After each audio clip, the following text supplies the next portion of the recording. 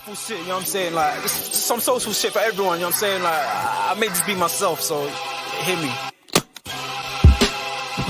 Woo!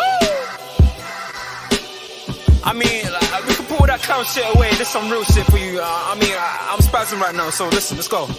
Yeah. It's in their bones, the thugs in harmony for the love of the money. Then fall victim for the cookie, then turn pussy, it's lonely.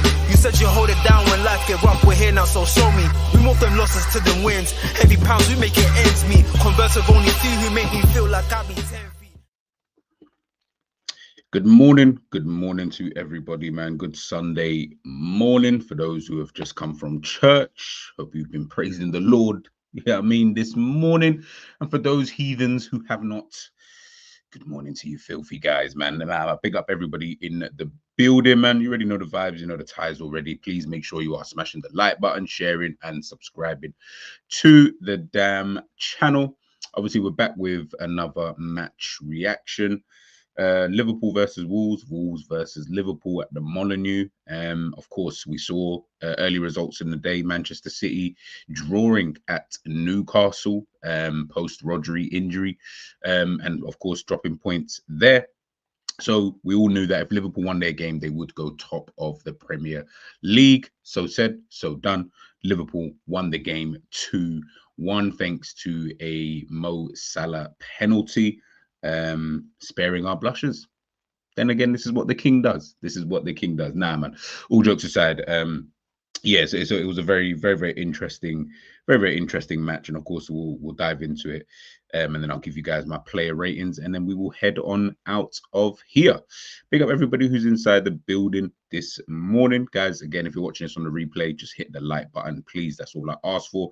Big up Ale in the building. Big up Savage, my guy. And I said there was no, or I was laughing at this. I was looking at this behind the scenes. There's no man of the match for me. Just 11 human males with tendons and ligaments. Hey, we're gonna get into it, bro. We are going to get into it. Ali saying a good result, but a poor performance. Where do I even start with this one, man? Where do I even start? Let me bring in my guy, man. Big up Savage, man. Good morning to you, bro. Morning, bro. I apologize for no camera and that. I cleared off my whole desk and it to clean up everything, and then I seen your message. I was like, oh shit, I can't even put it together quick enough. But no, bro, come on, man. You know the vibes. I don't mind all of that stuff, man. How are you this morning, firstly, man? How are you? All right, man. All right, chilling. But I've been up for a minute, bro. I was just about to watch Inside Out 2, and then I saw your message, so I'll save it for later still. Have you not seen Inside Out 2 yet? Nah, I haven't seen it. I'm normally on top of the animation and that, but I've took a bit of time off going to cinemas and that this year, so I've been behind on a few things, so I kept up on them. I love like Pixar stuff and animations, bro. You can't be in a bad mood watching them things, you know. Nah, I swear, anyone who feels like depressed and stressed out and that, just watch a Disney film that make you feel right real quick, bro. But facts, that is like me and my son, we watched Inside Out 2 literally. Yes, it's like one of his, because it's on obviously Disney Plus and that. Yeah. I swear, every time he's here, the first thing he says is, "Can I watch a movie?" I already know what he wants to watch. He wants to watch Inside Out. Is he like the first one or two? Yeah, he likes the first one. So we had watched, like, because obviously more time he will have like the remote in it, and I'll be like, just pick whatever picture you like, you just pick it. I want to see where your mind goes with some of the photos and the thumbnails and whatever. So he picked Inside Out 2 first. So I said, I didn't really want him to watch it because I was like, you won't really get it, but you'll get it, but you won't understand who's Riley and all of that kind of stuff, you know, blah blah blah. Anyways, he watched it, he really liked it, so he watched the first there's no way you just named them by name, blood. Yeah. Come on, bro. Like, bro, listen, I like it. Listen, I don't care what no one says. I fully like Inside Out. She must be growing up in the hockey team now, isn't it? Yeah. But I don't want to spoil it for you. Yeah. Did you watch Elementals? No, he has not. That is actually next. That's not next up. It's on my list. It's on my list of Pixar stuff, because I've been going through like a bit of a stage with him where we just started watching. So obviously he's watched all of the Toy Stories. He likes Toy Story. He likes Toy Story 2 and 4. Is it? I think is the fourth one. Yeah, I think he likes those two. I don't know why he doesn't. He said the first one's a bit too scary, and I was like, you know what? Slyly, I get it. Yeah, the first one's got Sid in it, blood, man. Yeah, and Sid's a bit like creepy and a bit weird, like, so he don't really like that one, but he likes the second one and he likes the fourth one because it's a bit more about the toys, so to speak. What else did we watch the other day? Monsters Inc. We watched that as well. Monsters Go University. We watched that. There was something else we watched as well. We watched If. Obviously, we've seen that. That's not really Pixar, but we watched that the other day. So yeah, I'm literally just going through more or less all of them. If Cold still. If Cold. What was the last one I watched? Well, I was watching Incredibles again the other day, but that's just a classic. Oh, Incredibles as well. Sorry. Yeah. Incredibles. Is it Red Panda? No, there's a new one what came out last year, but it's about Red Panda. Like the kid turned into a red panda. Okay, cool. We haven't seen that, but that popped up, and he was like, "What's this red thing?" And I was just like, "I don't actually know because I'm not actually." Nah, it's good. It's good, man. Okay. So I'm on it, man. I'm on it with the animation. One of my favorite ones of the last couple of years was Soul Blood, but I haven't watched it that many times. I've watched it like twice, I think. Okay. Nah, you watched Soul, bro? No, I'm not sure. Nah. That's what I'm saying. Just scrap all of the other ones. Go and watch Soul, and then message me, bro. Soul's one of them that. Yeah, the kids can watch it and they'll just take the kid stuff from it. Bruv, as an adult watching that, blood, make you want to just change your life for no reason. Bruv, it's deep, bruv. Bro, I watch it today. I'll watch after the stream. I'll watch it. Yeah. Soul's deep, man. Soul's deep, man. I got nothing to do, man. But nah, big up everybody. Like I said, man, you already know the vibes. It's Sunday morning. It's a Sunday. These times we ain't playing, so I could really care less. There's nothing really important going on today either. So yeah, man, we're gonna do the match reaction. Before we get into all the semantics and stuff like that, obviously your message there is exactly how I feel. Before we even get into it, yeah, like something I posted yesterday, and I said, I'll address it because I see people, I'm getting all DMs and that this morning. I wake up to like 3 DMs telling me, oh, your brother, it was mad. It was actually mad. It was mad. I deleted them as well. I just said, bro, I don't care. But yesterday I said, after the game, I think Gravenberch got man of the match, right? Oh, I saw you. Just like, bro, I can't lie, bro. You creased me with your message, bro, because you tweeted that, and it's the person who underneath tweeted, and you said, yeah. As I said, I'm not interested in your response or your answer, and that I just wanted to say it. And he carried on talking, and I'm like, right, this whole thread is the internet. A man told you he doesn't care about what your response is. I just wanted to talk. It's my Twitter, it's my ex, bro. A man just carried on speaking because he was so rattled by the fact that you even said that, bruv. And the thing is, I was gonna comment, but I was with you still. Not that like I thought in the particular game he was terrible or anything like that. But I was like, bro, why of all the games, bruv, of all the games we've had this season, this is the game. The end of the game, and then the picking man of the match, and then they're doing those things. I'm like, what, bro? Savage. Oh my! Thank you. You just explained the whole thing there, bro. First of all, it's my Twitter, guys. And by the way, big up Phil, because I speak with Phil every now and again. Yeah, the other guy who commented underneath that, I don't know who you are, but love for the comment though, man. Big up, man. Like, I mean, it got me engagement, so I was happy with that. But what I didn't understand was, as Savage said, of all the games we've seen this season, this was the game that everyone was like, nuts, bro. Gravenberch was this, that, and the third. Now, by the way, I'm not here to question. My tweet simply said the Gravenberch PR is crazy. Yeah, exactly. Like, it's crazy. And to be honest, it must be, because if you came out of that game, and this is why I left Savage's comment up, because if you came out of that game and your thought was, he was like immense. Bro, I'm seeing comps. I'm seeing some madnesses that after this game, I was like, rah. So then those other games must have been like, you realize now in his prime. After games when you was like, and even me to be fair, when me and you was like, oh, he was really good today, and everyone was like, no, he's incredible in that. Yeah. Now you realize why they said it, because if I think this game was like, a standard of anything, bro. I just like, well, obviously we'll get into it, but I didn't particularly like. He was one of those players yesterday, and this happens every now and again where it's like, I don't particularly think he was bad. Yeah, no, not at all. Not at all. He was kind of just there, innit? And then every now and again, he popped up. Weren't very busy. Parts in the game I forgot you was playing. I watched you get spun out your skin, and everyone just acted like it never happened. No. There was a part of the game here what wound me up, blood, and it didn't particularly lead to the goal because the goal was a mistake. But from the ball to get to the Wolves box to our box came from, if I'm correct, blood, and I'm sure I am, him and Szoboszlai tried to run at Lamina, and he did the Super Mario, dum, dum, dum, dum, and when I mean he spun them, and then they couldn't catch him. And I remember saying, because I messaged my son at the beginning of the game, and I said, it's so funny, yeah, because when we were looking for this person in the 6 and all that, I put Lamina's name out there because I said, I think I watch him all the time.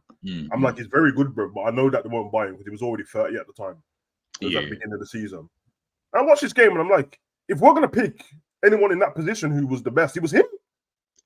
And he was everywhere, bro. At one point, I was like, is he DM or is he right back, bro? Because I don't know what's going on. He's in every position on the pitch. That's why he was crying after the game, bro. Yeah, facts. Yeah, facts. Why is he balling? I said, if you played like that and the rest and lost plays, you cry too, blood. Oh my savage. I'm so happy, yeah. Sometimes, like, it's not even about agreeing or whatever. It's just more about, okay, I'm not going insane then. Like, it's not just the me thing, bro. Because when as Savage said, for me, Lamino was the best midfielder on the pitch. Like, this guy, as Savage, bro, man got injured. I thought he was gonna come off the pitch. And I said, if he came off, I feel like that's when they'll start to he had the Bruce Willis diehard bandage on his knee for the whole game, blood, and he had blood and greenery on it, blood. Just carried on playing, blood. Even I have to say this, blood. Even man like Andre was good, blood. Because the game started and I was like, because I watched him in the last game, and but he's been calm this season though. Don't get twisted. He's been calm. He has, bro. It was Fingy who wasn't very good. He normally is good. My man stuttering Stanley, blood, Jow.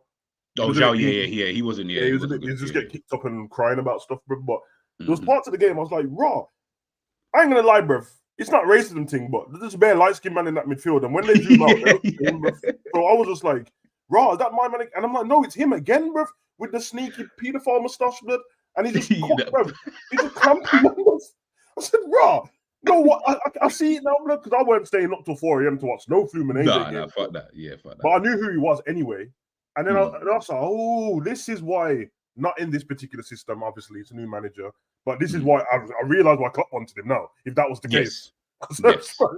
But bro. Yeah, and he was all right, man. Wolves' problem is which is going to be their problem, which is what I said in the preview to the season. They're attackers, bro. Strand Larsen's all right, but he's on loan. But the rest, there's no one else. There's nobody. Yeah, literally. What's that black youth guy?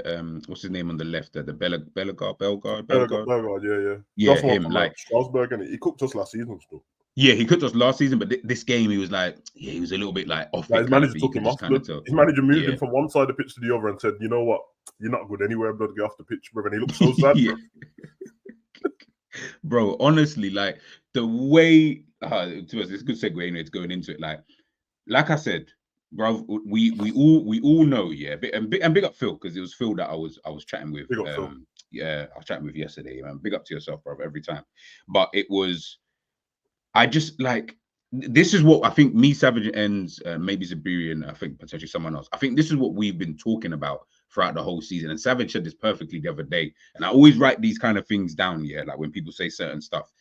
When you mentioned about, this is on Enza Stream, and you mentioned about, it's not necessarily you judging the team or the players when we do face a Man City, Arsenal, whatever kind of thing. Of course, they're the better teams. You do want to see how we do and how Arne Slot copes in those kind of situations. But and by the way, in fact, let me even get it up right now so that no one thinks I am chatting shit. There we go. Thank you. So Arne Slot, the Liverpool manager. This is what he said. Feels good to be top. You want to be there, but it doesn't tell me that much at the moment. If you look at Wolves, they are down in the table, but they played much better than that today, which they did. After 19 games, it will tell me something, but not after 6. Now, Savage, you and I both know if I said this or if I tweeted this straight after the game, just like the manager has spoken straight after a game, everybody will be on my neck. G, you are way too negative. We just won 2-1 for fuck's sake. Brother, the manager of our football club has also come out after the game and told you guys the exact same thing that myself, that Savage, that Ends, that has all said throughout the season since we started this thing. It's not about downplaying the team. It's not about trying to, downplay what. No. Of course, bro. Liverpool have won every game bar one. So that is dope in itself.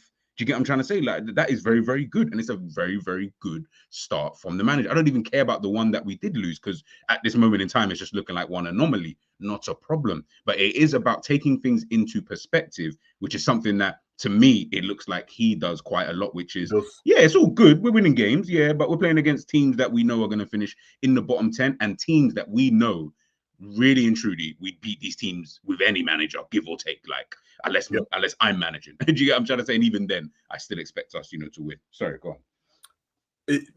I have to say, bruv, somebody go back and watch Enz's last video I was in.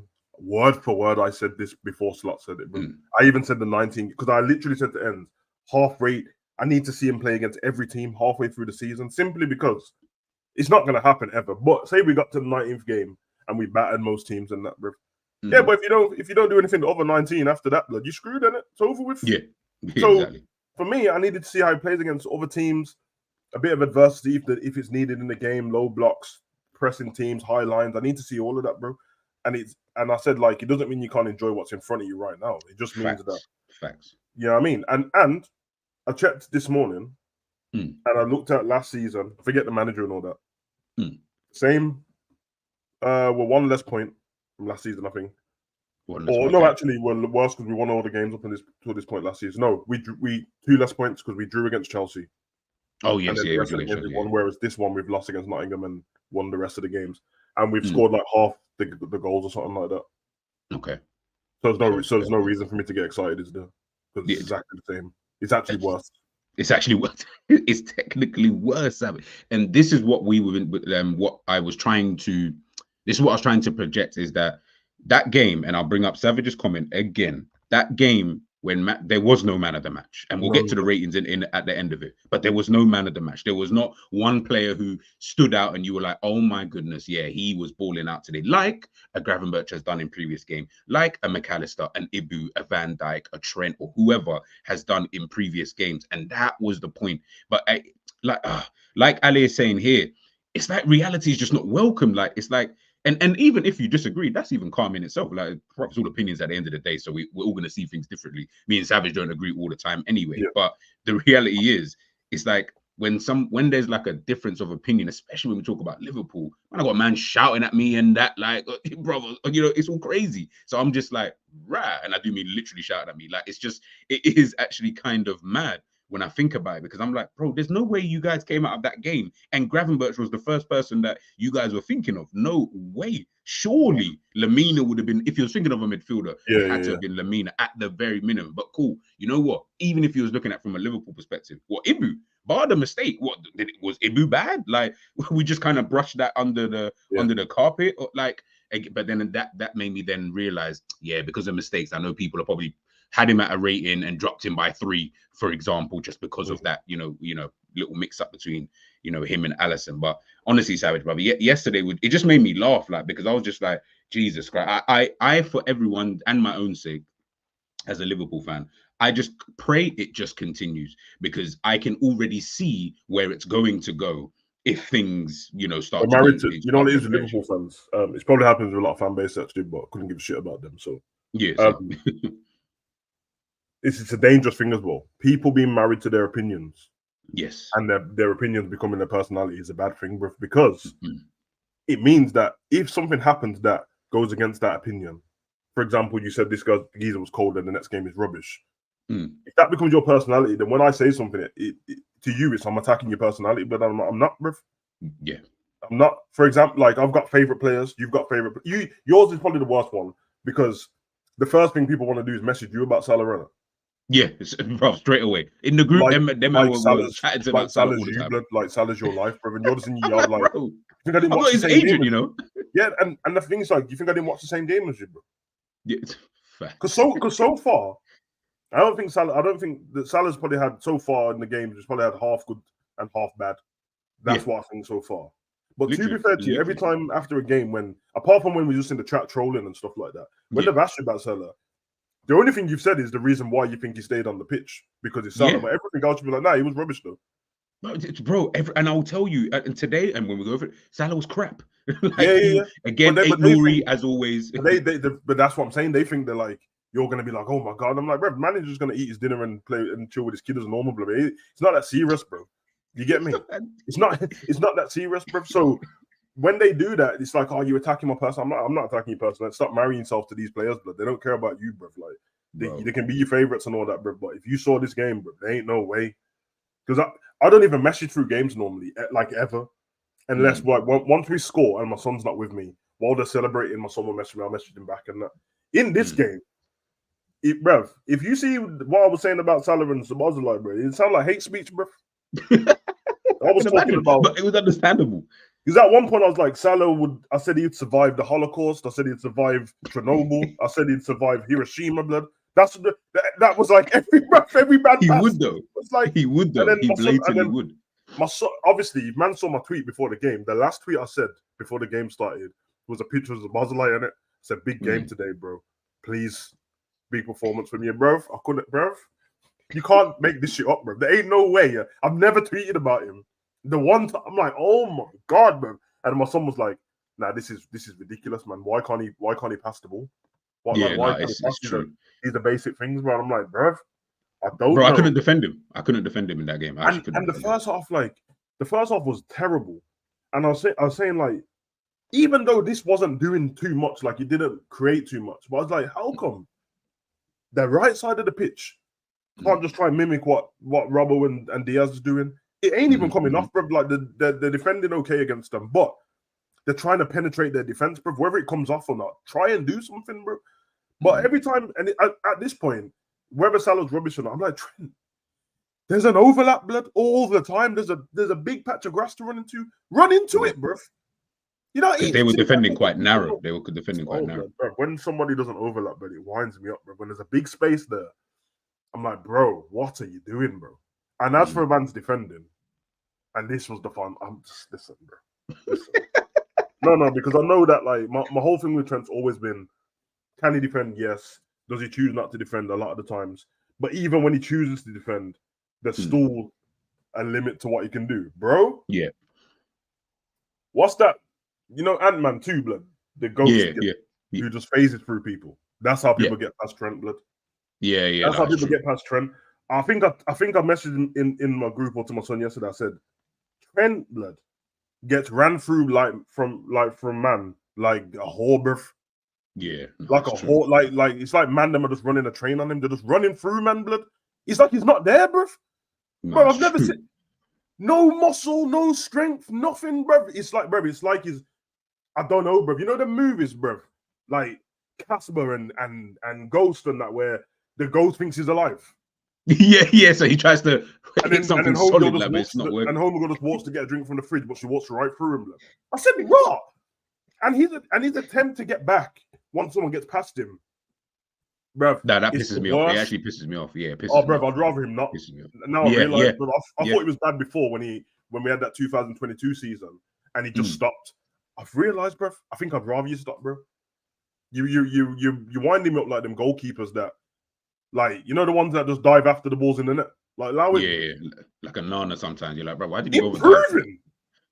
Nah, I don't think he's improved in any way. I think he's literally if anything, he's got worse, but he's exactly the same. Like, if anything, like I would say, yeah, he's just the same. Like, he hasn't gotten any better at defending. You could potentially say, I wouldn't even say worse. I would say his attitude towards defending has gotten worse over time since he became Hollywood. 2018 Trent's better than this one at defending. Oh, 100%, man. Come on. Yeah. That's Remember before, the only thing people used to throw us with Trent was the Rashford. Just that one incident. Yeah. You could, and the thing, Trent's defending wasn't even, to my knowledge, it wasn't even really a topic until people started doing the Wan-Bissaka versus Trent stuff. And that came in the season that Manchester United finished above us. So that I think we came for when we just made Champions League, right? And then more things started to come along, and it more like attacking right back started to come along, and then when Reece James and that popped out, then they had like Reece James, Carl Walker, Wan-Bissaka, then they had all these things. But realistically, Trent was winning stuff then anyway. Yeah, exactly. But I can't believe it when some people say stuff like, I love Trent as a footballer, but there has to be a point where it's like, well, as a footballer, you have a position on the pitch, bruv. And if you're not good in that position, then what am I rating you for, bruv? Because you can pass the ball, bruv. So can Johnny Wilkinson, blood. So can Tom Brady.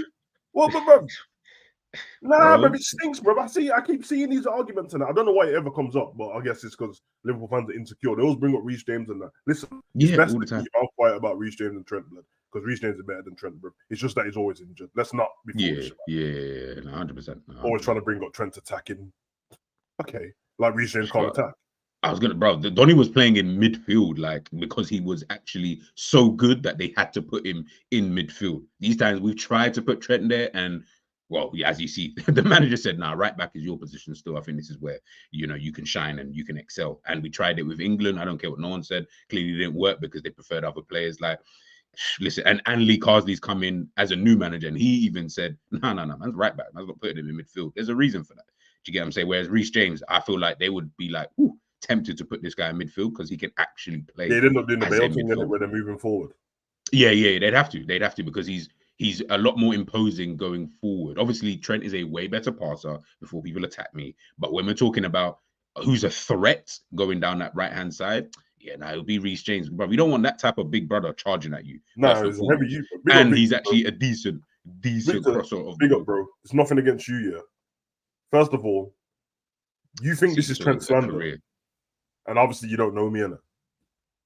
This is what I'm just getting. Nah, Savage has always said this though. I always have to do this same thing with Liverpool fans because so I always have to go. I love Trent, then I have to cook him just to make everyone know, bro. I don't have to do that with my son, bro. I'll just cook him if I need to cook him, bro. I don't have to tell him I love him first, bro.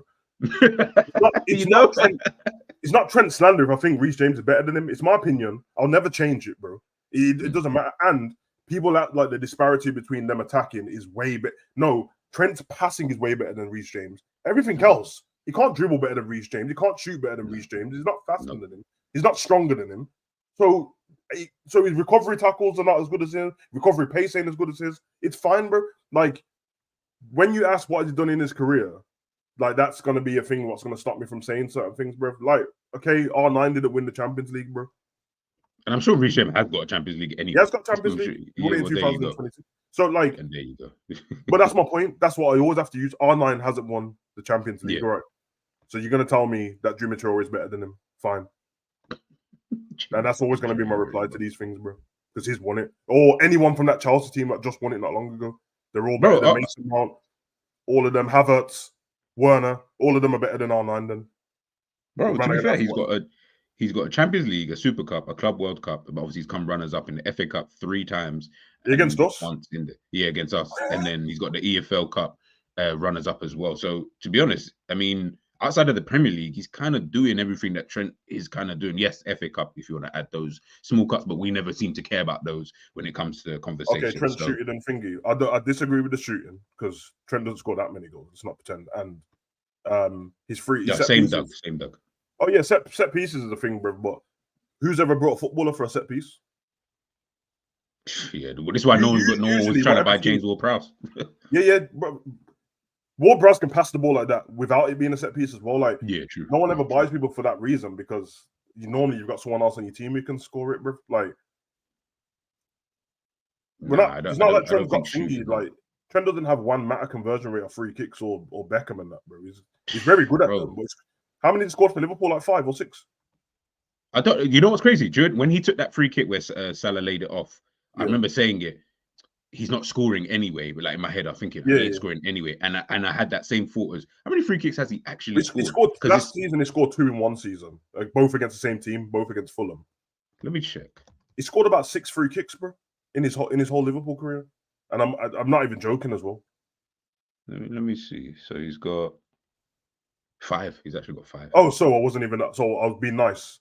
He was being nice. Yeah, he's actually. So 5 free kicks in. His last one was last season. In fact, he only scored 1 free kick goal last season. Now you know why? No. It's because thingy in it. It's because one of them was a layoff, but he was a free kick. Oh yeah. But both of them were against Fulham. But there you have it, bro. See, man can know that I'm not lying now because I said that.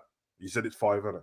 Okay, it might not. It might 7 be years. 5 I don't know if it's, but okay, that's whatever. That's all I'm saying. It's not Beckham conversion rate, innit? Yeah, I have the same problem with Harry Kane steps over free kicks. So like, why are you letting him step over the free kick? He scored like 1 free kick, and one of them took it. He scored 1 for Spurs, and then he scored another one for Spurs, but took a big deflection against United, bro. So I think this comment here is why And by the way, I'll back Savage up here. Like, trust me when I tell you, Savage fucks with Trent. Do you know what I mean? Like when I was slandering him last season, Savage weren't really having that. So this isn't Savage trying to slander Trent, by the way, Victor. I just want you to kind of understand that. But I think this comment right here is the reason why. Listen, this is why I love the opinions, man. Because the goals and assists. I'm not even trolling. The GA team that's put together in it, so it's the goals and assists. Yeah, but you have to. Okay, but separate it because. I was literally trying to look at how many goals does he actually. No, because I know who he's gone ahead of in the assist is Robbo. And you know when he went ahead of him yesterday, bro. Oh shit! It was the game before. Robbo was back on. I know because last season BT did this big thing with Trent sitting on a throne and all that. Oh, it's the king of assists, and I said to Ends, "Raw, they're looking at this Robbo like that because for Trent to be sitting on his throne, Robbo just had it, and they never done nothing on Robbo. And then Robbo got 2 assists and 2 goals against Wolves last season, and they didn't do anything for Robbo. And I'm like, this is how you know. You see how you mentioned PR, bro? They don't give a shit about Robbo. It doesn't matter what Robbo does. They will never give a shit about him, bro. They didn't. He'd have to clear it like by stupid. How come Robbo's never had a poster saying the last king of Scotland or something with the kilt on and with the sword? Haven't already got the name ready, like. Yeah, bro, never, bro. And then obviously when it comes to like the fullback thing, okay, why don't you just say defenders if that's the case? Because this is what happens. You have to keep minimizing where the goals come from and that. Because there's a man like Ivanovic and that who's scoring bad boy goals and that. You get me? Well, it's even mad, yeah, because Trent has got 19 goals for Liverpool first team. Reece James has got 11. So it's not even like they're way off. Obviously, the assist is way kind of thing. Yeah, he's always injured, and you can see, look, he's played 317. It shows here, and Reece James only played 158 games. So he's catching up. And this is what I'm saying is that if we look, it depends on how you want to look at it. And again, this isn't a slander because Trent is obviously a bad boy. Like we know what he's about. But when we're talking, if I had to think of if 2 players were fit, and obviously this is where it works against Reece James because he's not fit. Yeah, so of course you're going to take Trent. Of course, that's not up for debate in that sense. But if they were both fit, I'll keep it a buck, bro. I'm gonna pick Reece James, bro, because he's more of a complete fullback. You know, the argument always is kind of player. It's always like it's normally Kyle Walker and Trent, and because Reece is always injured. Yeah, because he's always injured. Yeah. Okay, but that's the reason why Reece James is the better one for me because Reece James has both stuff of both of them, bro. He has the Kyle Walker pace and the strength and the one-on-one attack defending, and he has the Trent attacking, bro. Just not as good. He doesn't need to. If he's 8 out of 10 of both of them, of Trent, 8 out of 10 of Trent, and 8 out of 10 of Kyle Walker, hey, that's a bad boy player there. He performs better in big games than who, bro. Well, I don't know, man. I've seen Reece. I've seen them both perform in big games, and I've also seen them both suck in big games. So, I guess you know what I mean. This is one of them ones where, bro, Reece James doesn't have Kyle Walker pace. Nah, you must not know Reece James' game, big man. yeah, nah, either. But to be fair, Alexander, you know what's funny about this? Trent, like, he struggles with sometimes with the most basic of wingers at times, and you're just like, brother, like Bellegarde, like this ain't like we're not talking about Vinicius Junior and that if you hear that Trent's coming up against Neymar or something like that, you'll be worried, and then when you watch it, you're like, oh, you done well against him. You done well, yeah. Or against some new winger that came from the Championship you never heard of, and Broski. Yeah. You see that Diblin brother from Southampton? Yeah, it's gonna be. I like him though, man. Diblin, man. Yeah. I like him. I feel like he'd give Trent just problems just because. Yeah, because he mashed up United the other day, blood. I know they won the game United in the end, but that first he was good. Flipping out. No, I don't rate. I'm not even overrating Reece James, bro. It's not an overrating thing, but I'll just rate him. Everyone else underrates him, and I can look past the injuries. If you're talking about a complete footballer, you have to bring the injuries in. Then he can't be there, bro. But if you're just talking about of course, attribute for attribute. You know what I mean? And I don't know where Phil Foden got into this conversation. But, but Foden's a bad boy. He's a bad Foden. Boy, first of all, I didn't say, by the way, Reece James was a Cafu, and I definitely ain't saying that Trent is a Cafu or Dani Alves either. No, if you're telling me that you take Trent over Dani Alves, Dani Alves is the elite of the elites, blood. Like that's bro. He is the reason why we even have a Trent Alexander-Arnold. He's the reason why. If I'm correct, Dani Alves. Yeah, Dani Alves has got the most. Agreed, Alexander. He's got the most trophies in football, I think. Ever. Yeah. I said between him or Yeah. Well, it makes sense. They're both playing for the same team, but I think, And remember, he was winning from Sevilla days. Like, when he was I think winning Messi the might have Europa only overtaken him in the last year because of the World Cup and that, but I don't before that. And I think Modric has got the most trophies in football at the moment. Modric got bare League. trophies. Yeah, come on, bro. Man's that fucking Real Like, Madrid. This guy was only winning trophies. I think it's like, is it 27 or 37 or some foolishness, blood? Bro, it wouldn't surprise me, bro. It wouldn't surprise me, and I'm sure they're gonna pick up another trophy in something this season, considering how shit we played yesterday. But who played shit yesterday? Nah, just asking. I didn't hear what you said, bro. Because we didn't play. We're playing today, blood. So must be talking about some other team and that. Blood. Anyways, Cole Palmer is a way better. Whoa, this recency bias has got man. Phil Foden, you know. By the way, Cole Palmer is also a bad boy, but Phil Foden. They I like the way they dribble, both of them. It's from the Man City Academy, though. Everyone from the Man City Academy dribbles like that. Oscar Bob does it as well, bro. It's left footers, bro. I told you. They got mad, the way that it's mad silky, innit? It's mad silky, bro. Hold on, Cole Palmer. His free kick yesterday was cold blood that come out. Bro, man scored 4. I swear he's the first player to score 4 goals in the first half of football. It was crazy. But now I don't overrate them because I don't think any of them are world class, bro. That's when you start overrating people when you think they're world class. I don't think they are. And I saw Foden for England in the big tournament. He was shit. So he sorts that out, bro. Take away your result yesterday, G. I might have been trolling. Yeah, no. My man is so good, bro, that he scored a screamer at the end of the game and nobody cared, bro. Lamine, bro. See, bro, whacked in the top bin. Bro, I swear to God. When he scored, when he scored, I was actually kind of vexed because I was like, bro, like, this goal didn't deserve a defeat. Like, it didn't deserve to lose the game. Like, the Benteke bicycle kick against United. No one cares, blood. Yeah, no one cares. Yeah, because you lost. Yeah, yeah. It just goes down in like when they talk about this fixture and then they maybe pull up goals in the Premier League era. Am I correct in thinking? Forget the 4 goals, but didn't last season Palmer score back-to-back hat tricks in a game as well? Because that's how his goals got up there quick, innit? He scored like. I think so. This is not right, you know. This is not normal. Bro, listen, but I like Cole Palmer, and I also thought that Man City were not that I don't think they would regret it because I was like, I don't think a team that good would regret something like that. But I did sit there, especially when you got Oscar Bob, but he's injured now. That's what I always looked at. That's what it was. It's the fact I will let you go because we got Oscar Bob coming through. And if you got Oscar, exactly. Man saw what I said at the beginning of the season. He was when everyone said what player you're looking forward to seeing the most, it was Oscar Bob and Rico Lewis, bro. And the fact that he got injured straight away, I was like, raw, bro. This geezer's so cold, bro. Yeah, no, facts. Like I Oscar Bob is one of my favorite other players in the Premier League to watch, and obviously I ain't gonna be able to watch him this season. But yeah, no, and this is where I feel like, are we forgetting that Phil Foden won the PFA whatever of the year not too long ago? Like I don't know. Like I feel like, listen, look. At the end of the day, as I said, it's a game of opinions. If you feel that way, you feel that way. I'm not going to argue. Why am I sending for the chat, Alexander, say your piece, bro. Why are you sending for Stegen? You don't need to say your piece, Alexander, man. Like, don't worry, man. We know. Like, we already know Stegen is dead. I've said it 100 times. I don't play FIFA, and I said I don't even understand their rating, that he's rated as good as Ali in the game. I was like, that is impossible. I don't even play the game, and I know that's not right. And then someone told me yesterday that Ibu's pace was only like 75 or something like that.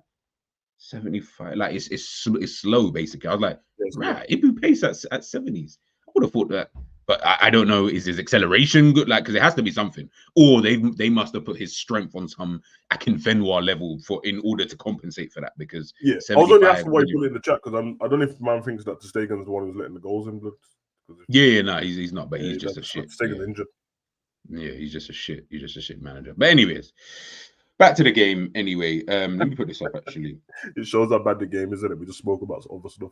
Yeah, bro. But it's funny because it's in this kind of conversation only comes up because, as Slot said, as he was saying in terms of like not getting effectively, in my words anyway. Yeah. Don't get overgassed with what you're seeing now, because the reality is man ain't really facing anybody of note. So be happy.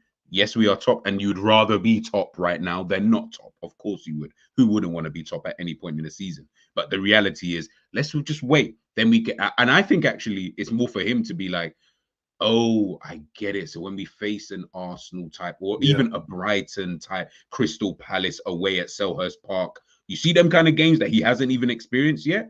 Let's just wait till we get there. By the way, if he passes those tests, then we can start gauging it better. Then we can start looking at it from a wider perspective and be like, yeah, this, that, and the third. But there was stuff that I even saw in this game where I was still like, yeah, well, boy, I just hope that you fix these up. Because if you don't, it's going to look a bit. That's why I'm always going to bring up his interviews all the time, bro. Because I love his interviews. I can't lie, I love them. Sometimes you think that managers are just doing up mind games and that. When you realize, he's being serious in what he's saying, bro. And me and you keep saying the same thing, and then he seems to say it a game after, bro. But it's okay when he says it. But I'm like, we're only being realistic, bro. Like, because he's mad humble as well, bro. Now every time they try and big him up, he's like, yeah, to be fair, it's quite easy because what Jurgen and that left behind, it was very easy for me to just do this. I had to say a few different things, or Diaz is scoring, blah blah blah. Now, how have you helped him? It's like, I think Jurgen and that did enough last season. Just circumstances happened. I'm like, but if I say this shit, it's like, oh my God. I'm like, Rev, I'm just saying, like, I don't see any difference. I don't. Bro, the build up slower in games. Fair enough. That's about it. Blood diet. Bro, it's honestly stupid. So this is one thing that I found like a lot during the game, right? Was I felt like this kind of sequence was happening a lot. They were just cutting through our midfield all the damn time, and we were just so freaking slow. Like it was starting to bug me. Like we weren't. It's like, how can I put it? Let me see if I can do it again. Let me try and do it slow. It's like this would happen. So Szoboszlai, Gravenberch, McCallum, they're all out of the game now. Now you've got all of these players running at our goal kind of thing. Now, obviously, Wolves are not that good when it gets to the forward line, as Savage said. So they're not hurting us in that kind of way. Hence why you're not going to see it like, oh, they had 23 shots and, et cetera, et cetera. I get all of that. But the reality is, I just felt like they were getting in behind way too damn much. And that for me, excuse me, was one of the reasons why it was starting to bug me, in the game. I see another bit where I was just like, yeah, you see, this is where it starts to get a little bit annoying. And this was all in the first half. Again, they're just finding gaps all the freaking time, bro. It wasn't even, and I just used Andre just for the sake of just getting the ball to someone, but you said you see the way we're set up to press. This is definitely a pattern, by the way, what Slot's put out, because I've seen it since pre-season. So you got Jota there, head of the line, fine. I actually think he wasn't that bad yesterday. I think I don't in his right position than that. Their defender was doing okay against him. Bueno was attached to him, blood. So a few times he was dragging him down in the box and that, but when we press, it's always Szoboszlai runs ahead of Jota in it to press. I don't like it, bro. Yeah. I think that's what's killing him as well. But it's a weird, like, I don't know what the reason is, because it's not like, I just don't get it, bro, because he runs ahead of him and it's definitely a plan. They do it in every game. The number 10 is always the one who's pressing the guy on the ball. And I'm like, that means you're expecting Jota to drop off at extreme speed, because all he has to do is make the pass into midfield and then we're open, which is what keeps happening. Yeah, literally, bro. This right here is what happens, and then we just draw everybody in here. But the reality is, what I should have really done is pull Bellegarde a bit further out wide, because once he does that ball into there is what's always. They were loving for that ball yesterday. They kept trying to play it over the top as well to Bellegarde on the left. Bro, I just don't get it. Like, I can see in every game that when you're like, there's no way you're expecting Szoboszlai. You're trying to get him to put pressure on whoever's got the ball, the goalkeeper or the defender, but you're not expecting him to get it. Because most often than not, when you press someone, you don't normally get the ball. You're just trying to force them into making mistakes. We did a few times, but I'm like, as soon as he makes that run, Gravenberch is already deeper. McAllister's is wider anyway. There's just a hole in the middle of the park, bro. And that's what happened. And you saw that every time it was Lemina and Andre who was in there, and then when they got the ball, they were gone. They were gone, bro. It was ridiculous, bro. And again, like I said, obviously Wolves are not that good. Do you know what I mean, in terms of the attacking area? But when this situation is constantly, this isn't this game, by the way. AC Milan, it happened. It happened in other games that we played this season. This situation is always happening all the freaking time, and it is annoying. Now, obviously, we've got Van Dijk, Konate, Alisson. So the reality is, those three, in terms of individual quality, are probably going to get you out of situations more often than not, as opposed to if you had Lover and Skirtle and whoever back there. Obviously, I get that, but you cannot keep, in my opinion, you can't keep relying on that individual quality to get you out of jail, because you'll start to see that over a period of time, it's just a game of it's a game of percentages at the end of the day. There's going to come a period of time where people just work it out, and then they just become a little bit more decisive in their own actions because they realize, well, we can get through the Liverpool midfield. Actually, to be fair to you, you said that last season, mid-season, when because it's the same. Because he was like, he's like, I'm not gonna ruin it because even I'm starting to believe that we might win the Prem, but it is getting a bit like once you start scoring goals in the last minute, like most games, you're like eventually you're gonna come up against one where this doesn't work. And usually with Liverpool, it's not the bigger teams, bro. No, and it ends up being like, and we saw as soon as we went up against Palace, they didn't even play. Bro, Palace in that game didn't play particularly way better than us or anything like that. No. But they took their one chance, Eze, and then that was it, bro. And then we couldn't score, bro. And then it's like, I think I said it to you last time, and luckily we had Konate score again. I literally said before Konate and Virgil scored the other day, I said we need like centre backs and that to step up on corners or crosses because it has to be a game where the attackers just won't be on it, or they're on it but they're shooting boots head on. And to be fair, off like 38 games in a season, after allowing them, they're still human. Someone else is gonna have to step up. And luckily, because Konate's header wasn't even good. It was like direct right at the goalkeeper. It's just that it forced him the power, and then obviously we got a penalty. So I just keep seeing that press, and I'm like, there was a part where I was watching. I think Diaz was trying to tell somebody else to press with him. I seen Salah tell somebody in the middle to. It's like my run to press someone is supposed to trigger the press on it, but we're all not moving that in sync. So it's like, what am I running for? I look like an idiot. Yeah, just it's like when you go, you're leaving space. Remember when Hendo used to press and man were being lazy. Realistically, you should be going now. Well done to Hendo because he's the one pressing. No, you look like a dickhead though because everyone else is just standing around. Yeah, it's a bit. And it makes him look bad because it's like, well, you've just in everyone else's eyes. Yes. So obviously we're here. It just makes it. Yeah, you just ran out of your position. Yeah. So man are just getting mad at you, like, bro, you're a dickhead. Why does he keep being a headless chicken? It's like, well, no, I'm assuming the idea was he was going to, as Savage said, just trigger that press. So then everybody else would then follow suit. But because nobody followed suit, he's left the gap now. So yes, if you want to contextualize it, yes, maybe he is now a problem in this move, but he wasn't supposed to be the issue in the first place. He was actually supposed to be the one who's helping everybody in terms of, I'll start, you guys just follow. That's all I need you guys to do. But no one was doing it. And this is why, to be fair, there was games like at times with not a lot of the season before, I kept thinking, I was like, bro, I can't lie here. Hendo's going to get it in the neck from the fan base at the end of this game because he is pressing, but no one else is pressing. So he just looks like he's just running around. And on top of that, he's physically declined, so he can't keep this up. So there's going to be sometimes he presses where it's just not going to be as intense as it was before, just because I've done fucking 10 sprints before this. I ain't running again. And if I do, I'm hoping someone's going to, follow suit, man. So, yeah, and I think Liverpool this season in possession, I think Liverpool are really, really good. I do rate what we do in possession. When we're out of possession, though, I don't rate it. I'm just more like, this for me is something that I think, excuse me, he just needs to work on just a little bit more. And I'm not saying he's not. I'm not saying that it's not going to happen, but I'm just thinking, I just need you to work on it just a little bit. Because sometimes when we're in this kind of possession, it looks kind of fancy, and we can get, the Konates and Van Dijks pulling out wide at times. And this is where we start to get our space. Then a Luis Diaz, of course, as you guys can see, can then, run out of it. That's when we're doing it well, if the other team is obviously pressing. But there are certain times I'm just like, Jesus Christ. Like, you see when Gravenberch might be picking up the ball. If Gravenberch doesn't do some Hail Mary turn or, get himself out of the situation, brother, we are pissed right now. And I don't like that level of importance placed on a player in that position, because I'm like, it's so important that Gravenberch, you get yourself out of the situation. Because if you don't, I promise you, it's on the attack now. So we're pissed regardless. It is what it is. And that's something that, again, like I say, in and out of possession, more so out of possession, I just think Liverpool need to work on it. And it's nothing major. It's like I said, we won 6 out of 7 games. And we only conceded 3 goals or whatever it is. That's so and you know what's going to be crazy, Savage?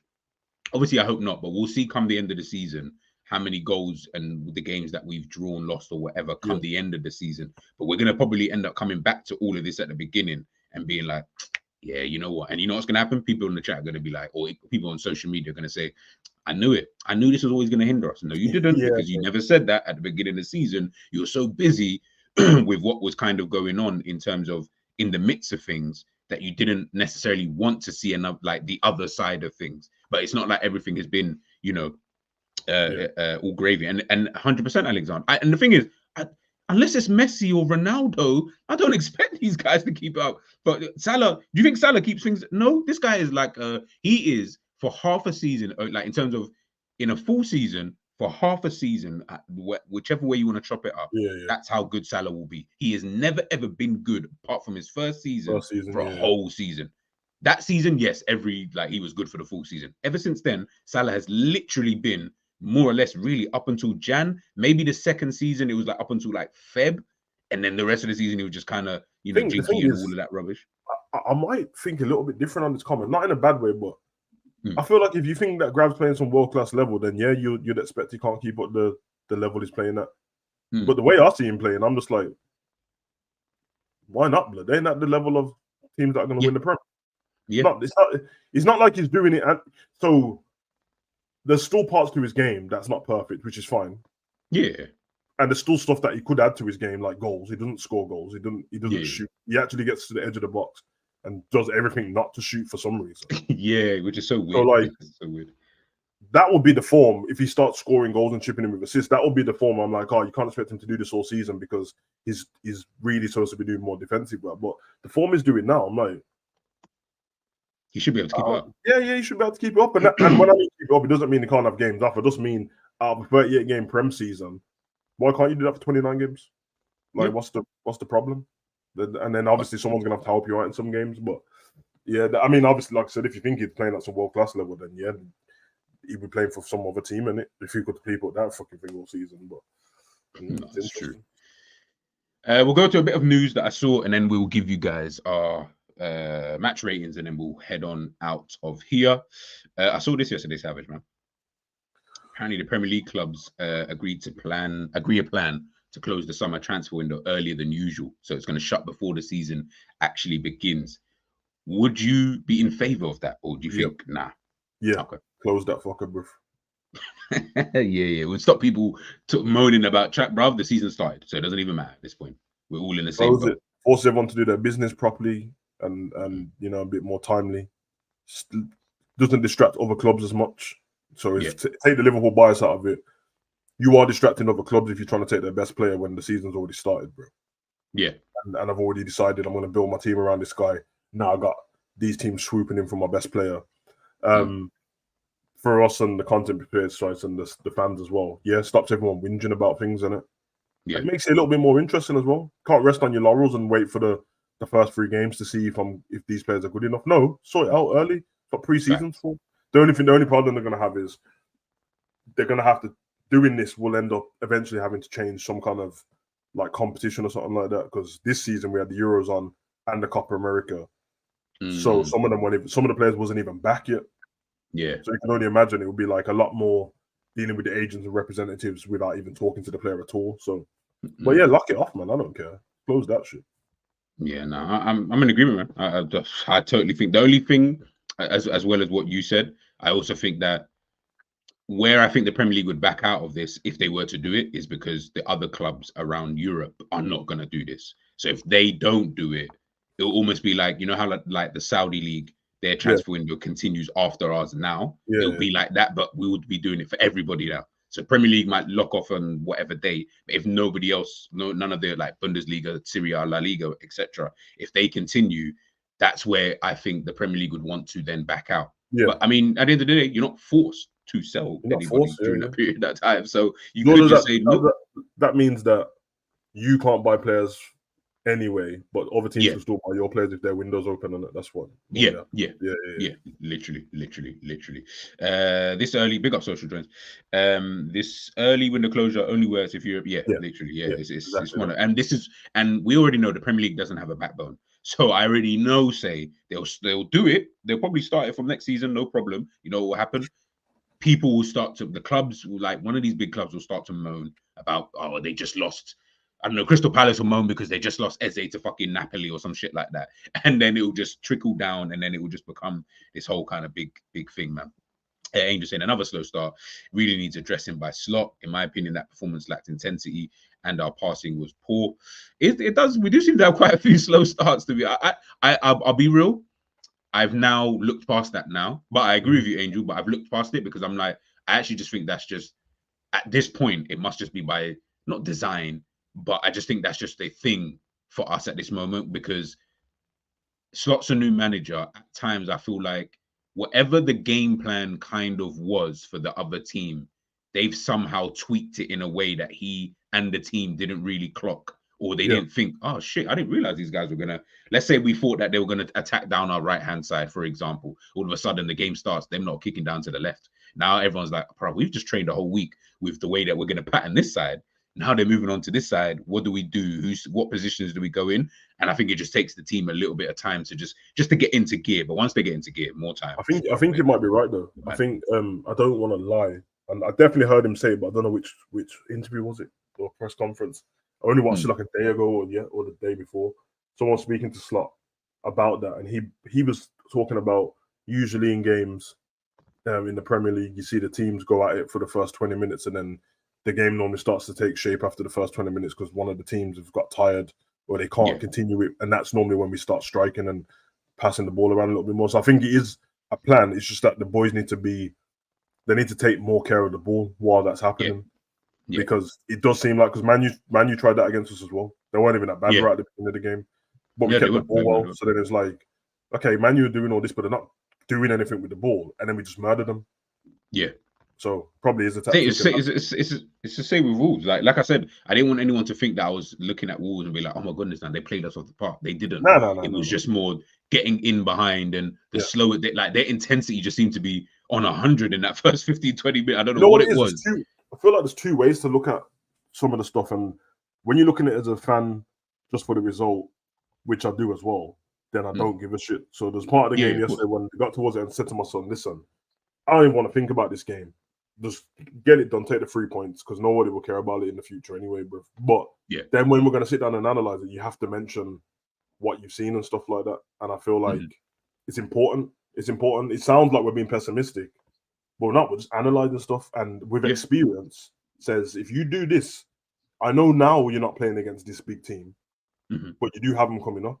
There is a week where we have Newcastle, Real Madrid, and Man City. There is a week when that happens, bro.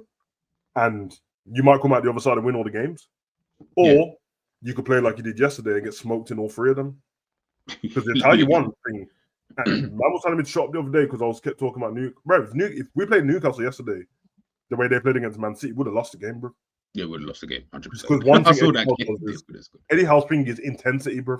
For the whole game, that's his thing. And when he only looks shit when they're tired, bro. So it's, you know what I mean? It's not being pessimistic. It's just being realistic and saying, low. Get all of this out your system now. Build up a way to play really good football now. Have a game where you can have complete control against a shit team, at least, bro. At least then you've got an idea of going, when we go to this team, we might be able to do it. At the moment, you haven't had a game where you've had complete control. Maybe Brentford. Yeah, that would be the only one. Yeah, but all the rest of the games, you haven't had complete control. You've had 10 minutes where you've been shit here. In fact, don't even listen to me. The manager said it. First 15 minutes, last 15 minutes. Seems to be the thing, innit? Yeah. So, and I'd rather it be the first 15 minutes, it looks slower, safe. But the last 15 minutes, with the other team looks like they can't even do anything, bro, instead of being excited. Because when the Wolves scored, boy, but the next 10 minutes, they looked like they was going to try and murder us, bro, and the crowd started making noise, and that's like, rough. Bro, listen, like I said, big up to the guys, because they were obviously saying, I said we'll win this game, because I just felt like the quality, the Wolves are not creating enough. But then it's so funny, as soon as I said that, Wolves scored to make it 1-1. And I was like, okay, fair enough. And then I kept sitting there thinking, I'll keep it a buck. You know what? Maybe they'll nick a point here and potentially even go on to win. Because I just could not see where we were scoring a goal. Like I just didn't. It would just be through sheer pressure that we would score, i.e., we're just bombarding them all the time, kind of thing. And over a period of time, that's gonna work out. That's really how we got our goals in it. We had to force the shit out of it. Yeah, we had to force. Yeah, and I'm like, okay, listen, win a game, however the hell. And by the way, we got the 3 points. Cool. At the end, when it's in hindsight, the positive is you won the game dirty, and to win a championship, you have to do that. There's going to be like 4 or 5 games where it's going to stink, or last minute goals and that. if you go and play the next game and you know what I mean, against Bologna, just controlling, you passing the ball around again, safe. You know what I mean? Yeah. And you move on and play Crystal Palace, safe. If you don't, and the next 2 games are exactly the same, yes, the positive is getting the 3 points, but I'm still gonna look and go, I don't know, man. It's a long season, boy. Bro, long season, and all it takes is, God forbid, there's just one injury to someone, and all of a sudden now, whatever you was doing in that game, you don't have that player to do that anymore. Yeah, because remember last season, apart from winning the early trophy, all the other stuff got ended within like 2 weeks, bro. It wasn't like we were terrible, but bro, it was just like, yeah, knockout by Man U. Oh yeah, lost this game to Palace. Oh yeah, Atalanta done. Season's over, blood. Season's over. That was it.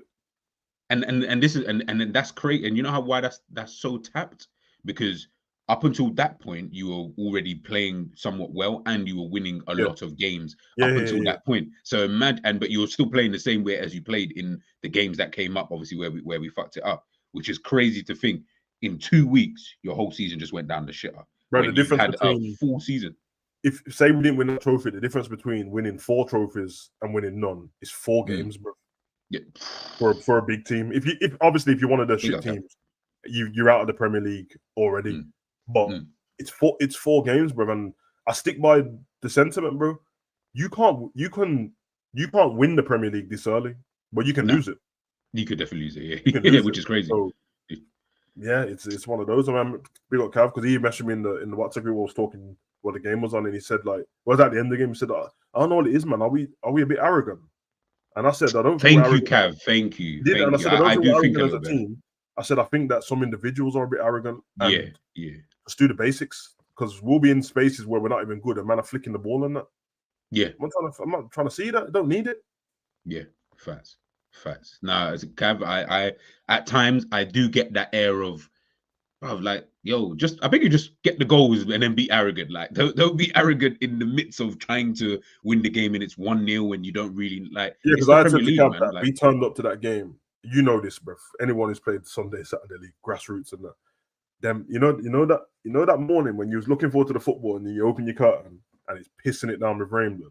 Yeah, and then you get to the pitch and the ref's talking about saying to the manager, "Should we just get out of the car, go get changed?" And it's like, wait, the ref's checking the pitch, a bit waterlogged, isn't it? and then most of the man them were like, "Should we just go pub and watch Sky Sports News, blood?" And then there's like, "Oh, now the game's on." And when he says it, you was gassed before, but I'm like, "Lad, I ain't trying to play this shit team, bro, in this waterlogged pitch. We're gonna win anyway." Then you don't win, blood. It's because your heart's not really in the game. Like, I didn't want to play. Like, I've already gone through the process of I don't want to play anymore now. Like, I'm good. Like, I'm gonna let you know, Lenny, because they keep trying to palm off Wolverhampton on Birmingham and that. It's not Birmingham, blood. I know they're attached to that, trying to all this West Midlands, bro. That is Gotham City, bro. If anyone who's been, bro, the only time you should ever go Wolverhampton is when the sun's out, bro. If you go when the weather's moody, bro. I've never been. Oh my God, bro. You do not want to, bro. When I say Gotham City, I'm talking about you don't, bruv. You don't want to go there, bruv. I've never, like, in the secret, I don't know anyone from there either. Of course you don't, bruv.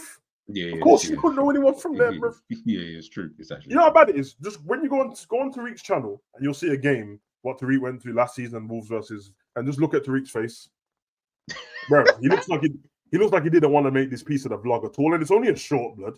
He didn't look, bro. He looks like he didn't want to make it at all. And I swear Tariq lives around them sides and that. You don't want to be up there, bro. You don't want to be up there, bro. Ain't no one ever said, yo, I got that bad thing from Wolverhampton. Ain't no one ever said that. You know what, Savage? You know what's mad? That's actually true. I've heard so many different areas of England.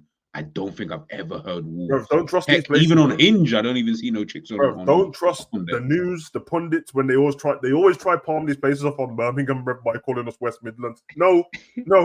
Wolverhampton ain't Birmingham. Coventry ain't Birmingham. It's not.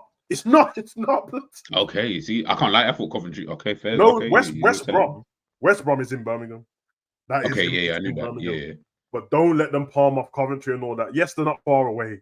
But when they do that thing on the news talking about, we're in the Midlands today. Hey, listen, you better reframe what you just said, because that's you know what? Okay, you know what that sounds like then? That sounds like, I'm trying to think of an area just outside of London. Okay, it's like when they do Watford. Yes. When they talk about Watford, I'm like, That's not London. Like don't talk really. about, don't chat. Yeah, that's like that. It's obviously it's super close and it's literally just on the edge. That's not London though. But they make it seem like Watford is like a London place. And I'm like, nah, it's not. Nah, Like to you best me, off that's coming not off considered. like places like Warsaw. You best off saying that's Birmingham because that's literally like Warsaw. the West Brom West Brom training ground is in Warsaw, but it's in Oh, is it? Birmingham, Okay. same address. It's just there, innit? So yeah, the West Brom. It's weird. The West Brom training ground is not near West Brom, but it's on the other side. But yeah, man, don't get mugged off by that. Don't let them try it, bro. Cap said the best thing about Birmingham is the M69 with no speed cameras and the mailbox and Sav. But apart from hey, big up, Cam, bro. Fuck yeah, no. But no, honestly, I didn't even know that. I didn't know West Brom's thing was in Warsaw. That's a bit okay. Yeah, it's kind of like what is it? Newcastle and Middlesbrough. Yeah, Newcastle and Middlesbrough. But if you sorry, not Newcastle. Newcastle and Sunderland. Don't be calling. If you hear them speak, don't be calling man from Newcastle like there's Geordies and Mackies in it. The Mackies are from Sunderland, like Henderson and that. But you hear Henderson speak, it sound like any Geordie, bruv. See how offended they get when you call them the other one, bruv. Oh, okay. So they're not even okay. Honestly, I thought that was again. This is where my your man will be like, "Oh, blindsided that, bro." And they'll just be looking at you like, "Man, you're not Alan Shearer and that, but you're the other side, bro." Even people in Liverpool, when on the news, they'll always make it, "Oh, there's this crime what happened in Liverpool," and you watch on the news and you're like, "Wow, that place looks so nice and that," and it's on the Wirral, innit? Them lot will be like, "No, we're not Liverpool, we're on the Wirral," but they'll say on Merseyside. But it is literally when you've been Liverpool, when you look across the water in Mersey, them houses are the Wirral, and they're like, we're like Essex, bro. We're not. Yeah. Okay. I get it now. Yeah. Okay. I get it. That's actually big up Social Joy. That I was just thinking this as well. They call it Greater London. I'm like, okay. First of all, there's nothing great about it in the first place. Secondly, why does it have to be Greater London? Why can't it just be its own place? I think Bolton's the same as well. I think Bolton's the same with Manchester. It's called It's in Greater Manchester. Yeah, but I don't get that. I don't. I honestly just like it's just Bolton. Like, just leave it as it's Bolton. Like, it doesn't need to be a part of Manchester. Like, it can just be Bolton in itself because you've already called it its own place anyway. The geography around the team is mad, bro. The geography is mad, bro. It's very, very, very. Man said no. If any guy from South London tries to tell me, yeah, I'm from South, bro, but I'm from Teddington, I'll tell you right now. You see, I don't even want to hot up too much here, but let's put it this way. Where my son's mum lives, that's southeast London. I promise you, Teddington is not close to that place to where she lives. So if people are then, obviously, it's like it come like being, but what we're saying is like a Watford to London. It's almost that kind of thing. But it's its own area. Like it's like Essex or like the Wirral. It's like that's Teddington. Like that's because then Essex will technically be East London, isn't it? Yes. And this is where people start to get confused with Essex because But they're like, hold on. So you've got only ways Essex and Top Boy in the same place. Like, no. It's not the same place, bro. But that's and why South London so big, bro? How greedy? No. The thing is, South London is massive, though. It is actually, but it's massive because places like Peckham, Brixton are huge. Like they're huge. So then they start to branch off into like. You start to branch off into like a Camberwell, an Elephant and Castle, and all of these kind of places, which are basically in. You know why? I know South London so big, innit? Remember that Southside All Star? Southside, that's where I'm coming from. Bro, you know, I was supposed to send you something the other day because GRM Daily were posting. That's why I learned all the names. GRM Daily were posting like some throwback. So obviously they had like a POW remix throwback that they put up, and then they put up the whole. Who they had like a question basically, which was the best ends, and obviously they had like north, south, east, west, and then they had the tunes and that. I was like, shit, I ain't seen these tunes in Listen, I ain't gonna offend you. Where are you from? I'm West London. I'm near ends. I'm next to ends. West London, yeah, but you lot a bit. Although ends is I don't know, but ends you're like the other like okay. Ends I wouldn't even consider him to be West London. But technically, he actually would be West London. You lot think you do, innit? No, but your West London's a bit bougie, though. That's it's very That makes sense. No two ways, but if I had to choose music from grime, I'd probably go east. But you're talking about Dizzy Rascal. Kano, Kano, like, of that's course, like, you know what I'm saying? Like, you would go East London. Like, East London, for me, is almost like the originator when it comes to Wiley's East London as well, isn't it? Look at that. So East London was my 2004 period, and then I think when I grew up, when I got older, North London, but that's because of gigs and that. But then even still, Gigs is Essamon, isn't it?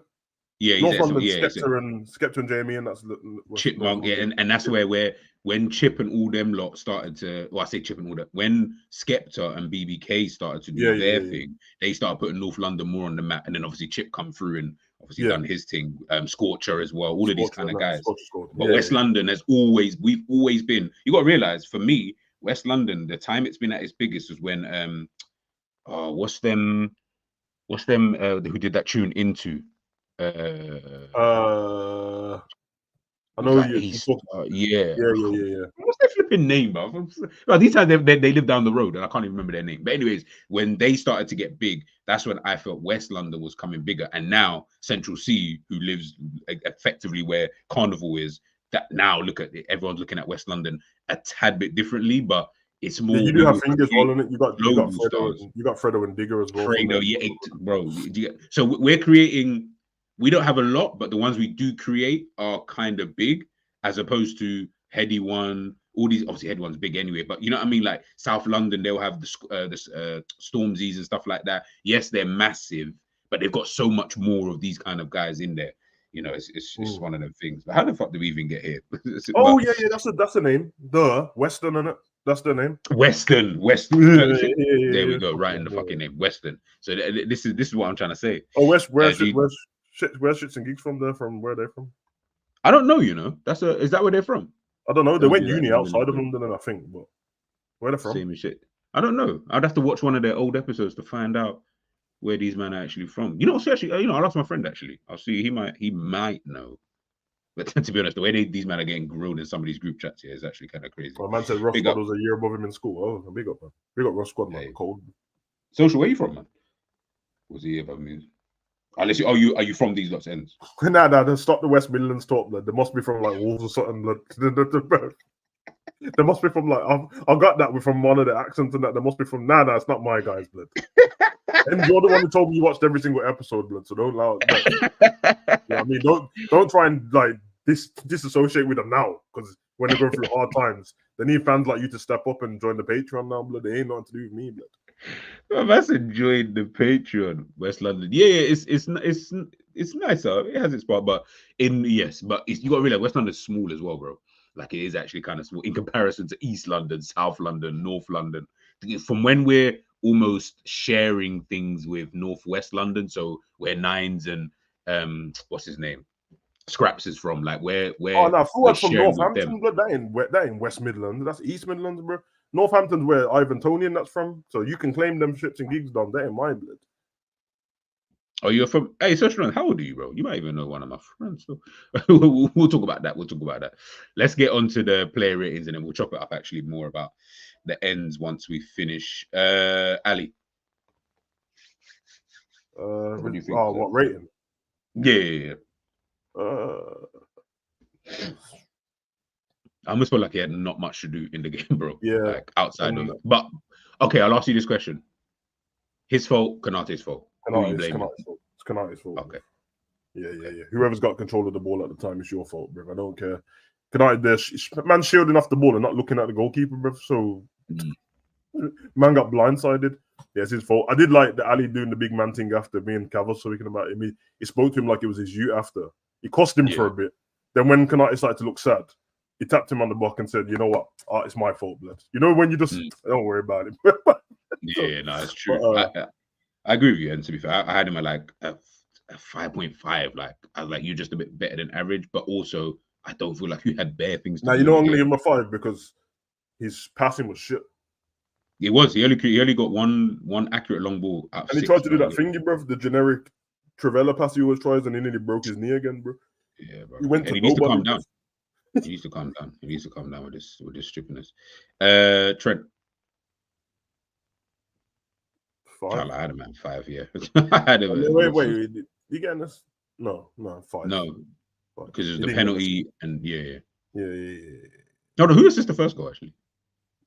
No, the first goal was a pen. No, the Jota's the one who got the assist for the cross for Konate, and oh yes, Jota. Yeah.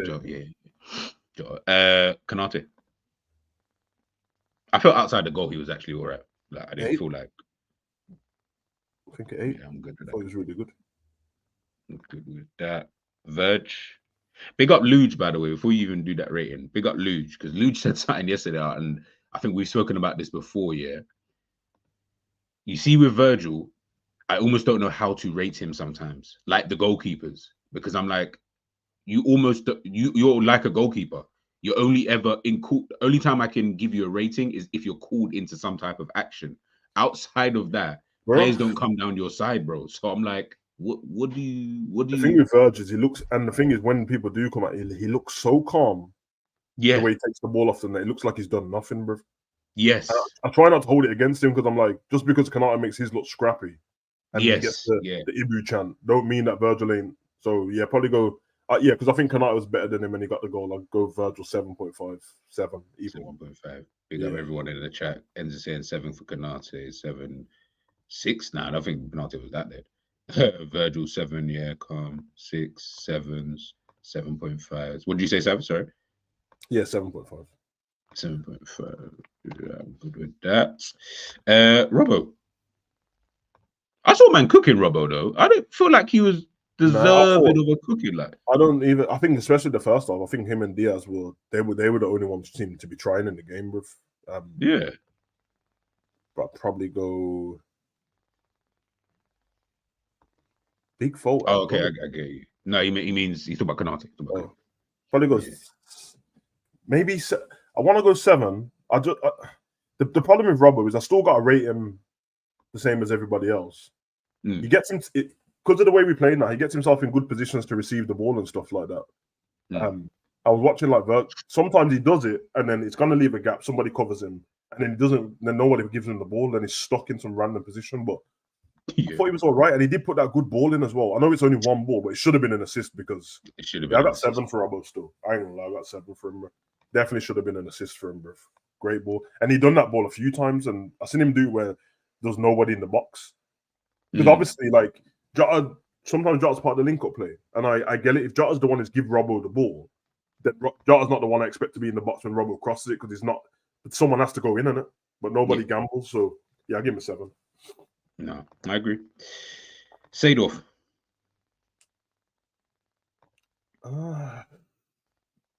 Be careful, Savage, because the Wolves. No.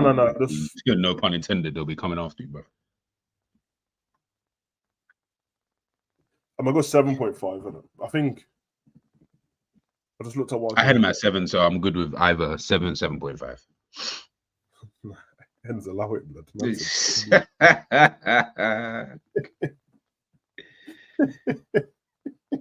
You fucking bad man. Yeah, I got 7.5, man, which is not. It's not bad at all, bro. In fact, okay. There's a part of the game yesterday where I said it to you earlier that I felt like he wasn't there. Yeah. But sometimes with the position he plays in, if I don't notice you, it's probably a good thing, bro. It's probably a good thing, yeah. Yeah, I mean, so it's both sides of the coin. Exactly. So then I have to rate you on the ball. On the ball, I thought he was decent. Sometimes, I think he needs to work on his passing a little bit. He's got it in the locker, but sometimes his passing's a bit meh. And then obviously there was that part where everyone's eyes lit up like he was about to do the badminton. You know when he dopped man, bro. Brother, and then your ending was just that. I said, you know when you're playing FIFA or Pro and then you matches fall out your controller. That's what happened to him, blood card. He just got in the box and glitched, bro. Bro, he just and the thing is, the move was so good. I was like, ooh, Gravenberch. And I kept thinking you can do one of two things.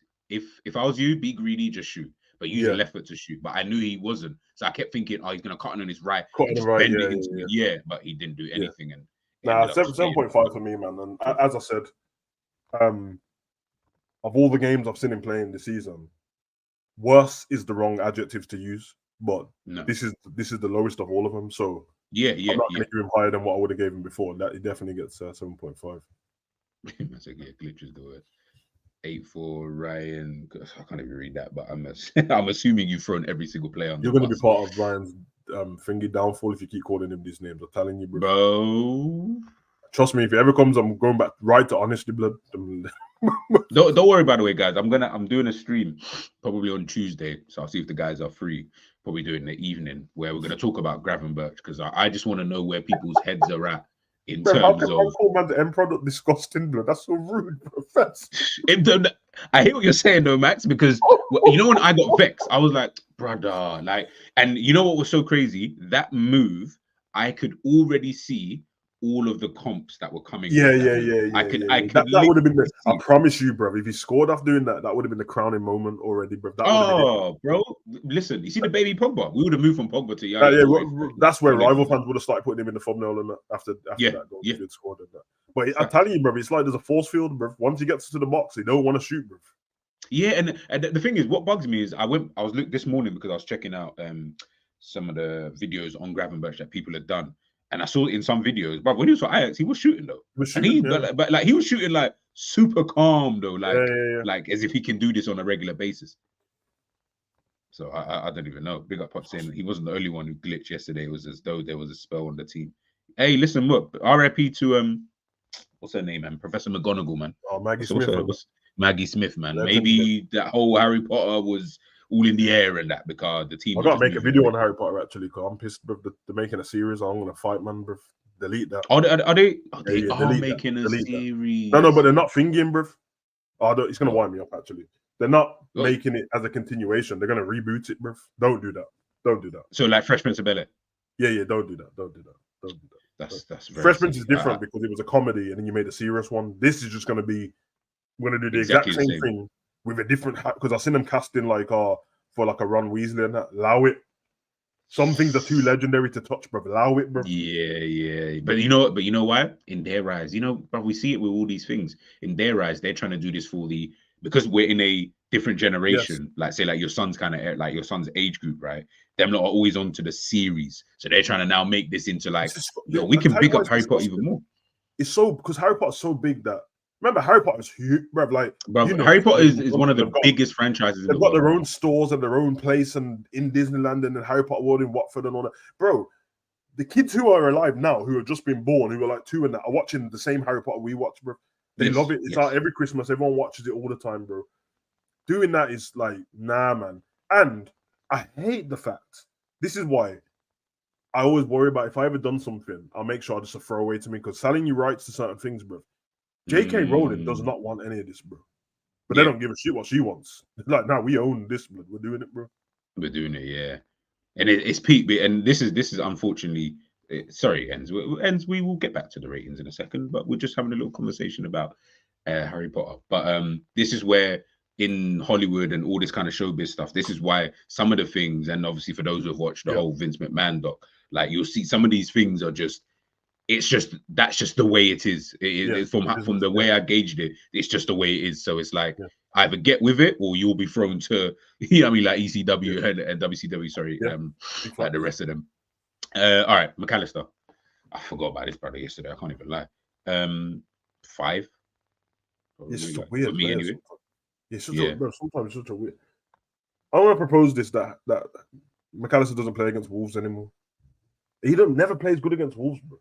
Last season against Wolves, he got taken off in the first half, bro. Yeah, for real.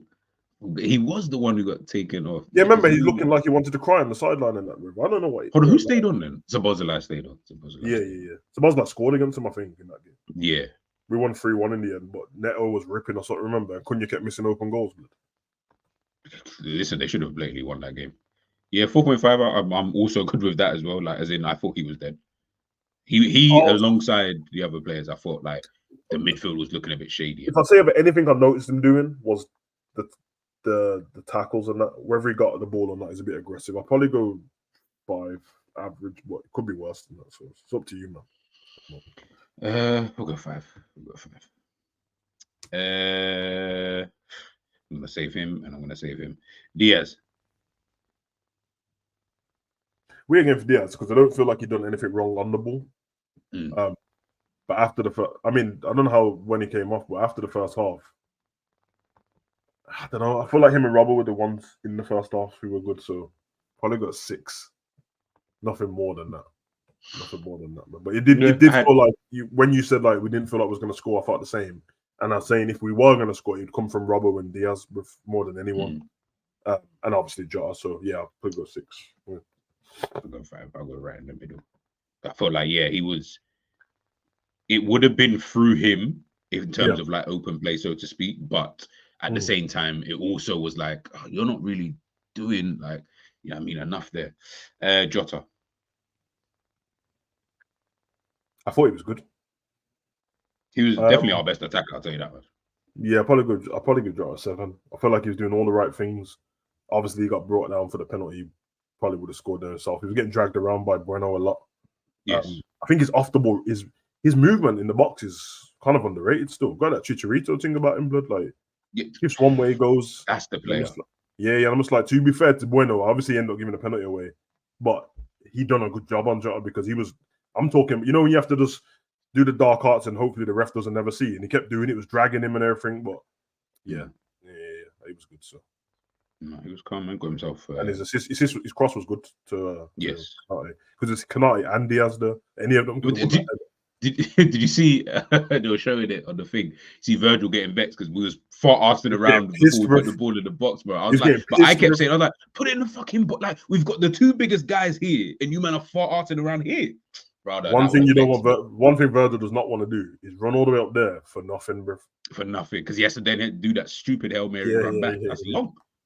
That's long. Man said he was whack. I don't think he was whack. That is a bit mad. But yeah, got this and won the penalty. He's the reason why we even scored in the first. Yeah, there's no Jota, no win, blood. Yeah, it was literally. Okay. Lesser of 2 evils. Salah. I thought, okay, I'll stop. I think Salah would actually just get a 5. And the 5 is purely because you scored a penalty. Otherwise, I'll give you a 4.5. I felt like this is another one of those games where when I'm watching you come up against, and I said it before the game, when he comes up against the 8 Nouris, the Cresswells, I don't know what it is with these fucking... It's always like that. It's always them kind of players, bro. I think it might be the fact that he, looking at them, he thinks that I can cook these guys. So then he tries You never do, though. So then he tries the stuff that he doesn't normally do more, bro. And when it doesn't work, it looks like he just lost the ball every time. I got... Go, what would you say? You guys are saying lower. Okay, cool. I don't mind lower. That's the biggest positive I get from Salah, the penalty he took. It was a good penalty. Yeah. That was it. That was literally the only positive from, in my opinion, from his game. I had him at 4, bruv, so 4.5 with the pen. Yeah, 4.5, but that's what I leave it. He was winding. Bruv, I can't. He was pissing me off. He was winding up so much, bruv. So much. You man chill on Salah. Like, gee, I didn't see when we were talking about these other players, the way you lot have just rose for Salah is a bit mad. Who took his shooting? I don't know. Honestly, Pop saying Mo scores the winner, but you see that pass that he messed up. Bro, because I had just finished writing to the group, bro, it's Salah at the end of the day, man. And then you do that pass. I said, yeah, I'm keeping quiet for the rest of the game now. I'm actually keeping quiet. It's long. Like, Salah, you've now made me look so bad. No one's gonna trust me now. No one's gonna trust me. What I'm trying to say. That transition thing, bro, it gives me nightmares when it comes to Liverpool. Yeah. And it's the one thing I'm like, can we please improve on it? Last season, the worst season I've ever seen for it, where like we got into that position so many times in big games, Man City, Arsenal, and just kept missing, bro. Yeah. Bro, the pass didn't even make it, bro. I was like, oh my God, bro. Like, you didn't. Bro. The worst thing about it was, I get why he tried it like that. That's not a problem. I get why he tried it like that. But it's even worse when you see in hindsight the replay, because you're like, you know how much stuff you could have done from this point. You could have done anything. But there's a relay team on the other side of the pitch. It's not even just Curtis there. You could have stopped and passed it. You could have carried on running yourself and passed it. You could have chipped it over the top. You could have crossed it. You could have fucking around. No. Yeah. You know what's so mad about this ends? It's 4 games now. He's now scored in the last 2. That's mad. This is why I keep saying, you see, with Salah, he will stink it up. But you see, when you think, obviously, he came off the bench, to be fair, against West Ham, and he was actually, I think, kind of good. But you know what I mean? Like, let's just say, as a totality, in the last 4 games, he's not really been that good, yeah? Man's got 2 goals in that time, and I want to say an assist. Yeah, that one that pissed me off more than the goal, the open goal thing. That pissed me. Oh, but okay. I will try and save him. I think in that moment he needed to take a touch. I don't think that was because I felt like he still had enough time to take a touch and then shoot anyway. I don't think he needs to take that so quickly. Like, why did you do that, bro? Because the problem with Mo is everything he attempts to do, he's done it before, innit? Yeah.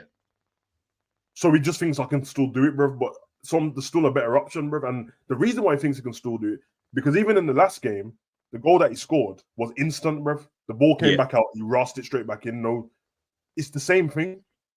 But I was like, no, bro, there's no way, bro. You got way more time than that, bro. Like, this has... Honestly, bro, Mo can't control what happens if he gets the ball to Curtis or whoever. But to me, they are 2 goals that should be they should be goals, bro. No, I totally agree. I totally agree. Should have, like I said, he was, in my opinion, I just felt like as soon as it's like I knew that Aït-Nouri was gonna just have I could just feel it like during the game. And even when he scored the penalty, I was like, yeah, but this ain't gonna help though, bro. Like, from this point on, you're gonna need to score 2 more goals just to shut everybody else up, kind of thing. And the fact that you've missed that open goal, the fact that you then fucked up the chance. This never bothers me, by the way, but I wonder how many people got mad at Mo when he missed the goal. He smiled in it. Yeah, I already knew. He does what I do in them situations. You know, when it's an awkward smile. I'm like, I don't really know what else to do. It made me laugh because I was in my yard. I was thinking, this doesn't bother me because he's not doing it to wind anyone up.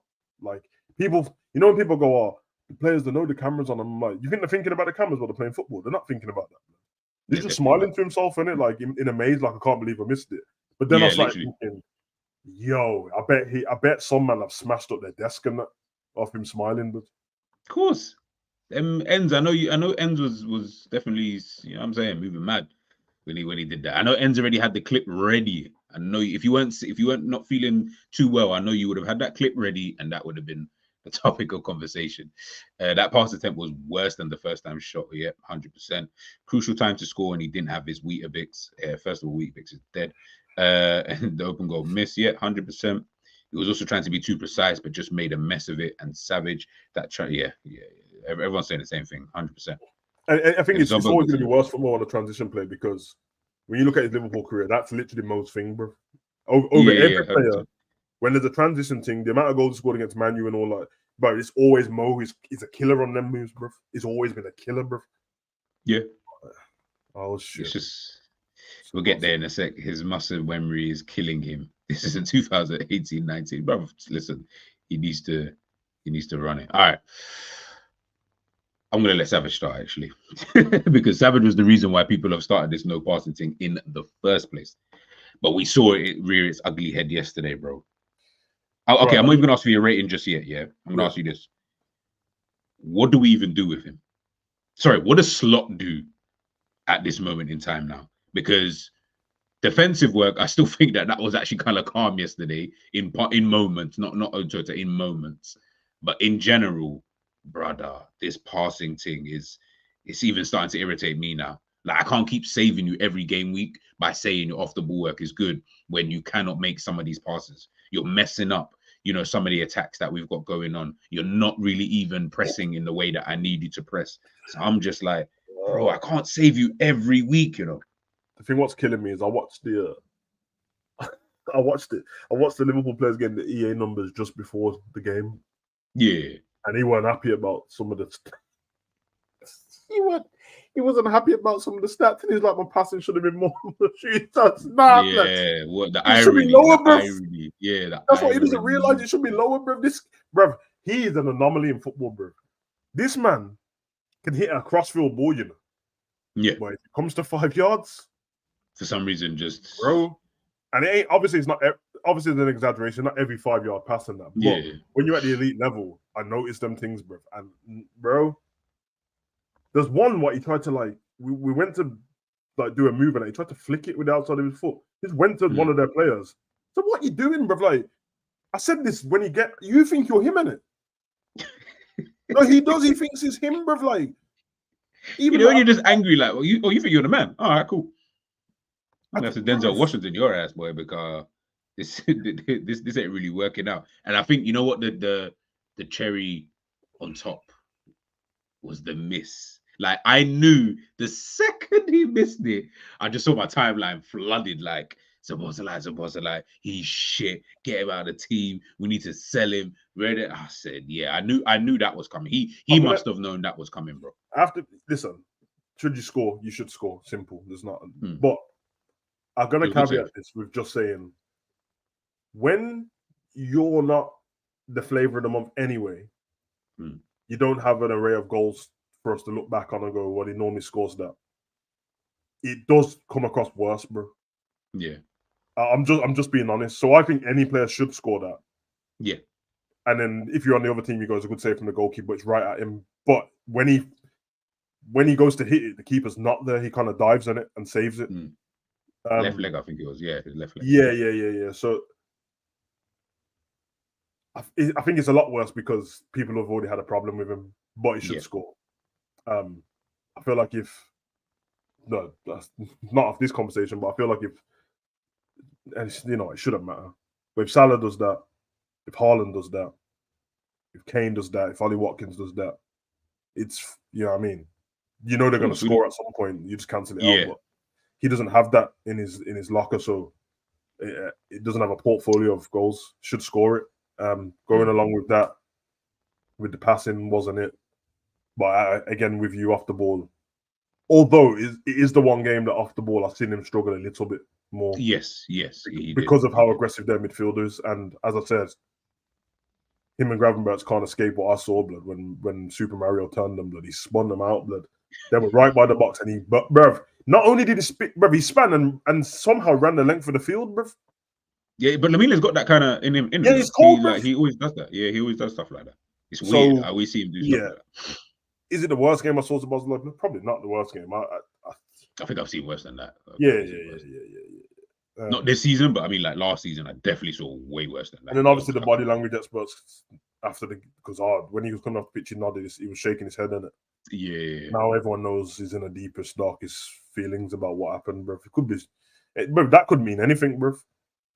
If I didn't see him screw at the manager, I didn't see him being disrespectful. So for all I know, he could be just screwing the fact that, damn, my time's up and I've been shit and I wanted a lot longer on the pitch. Yeah. Bro.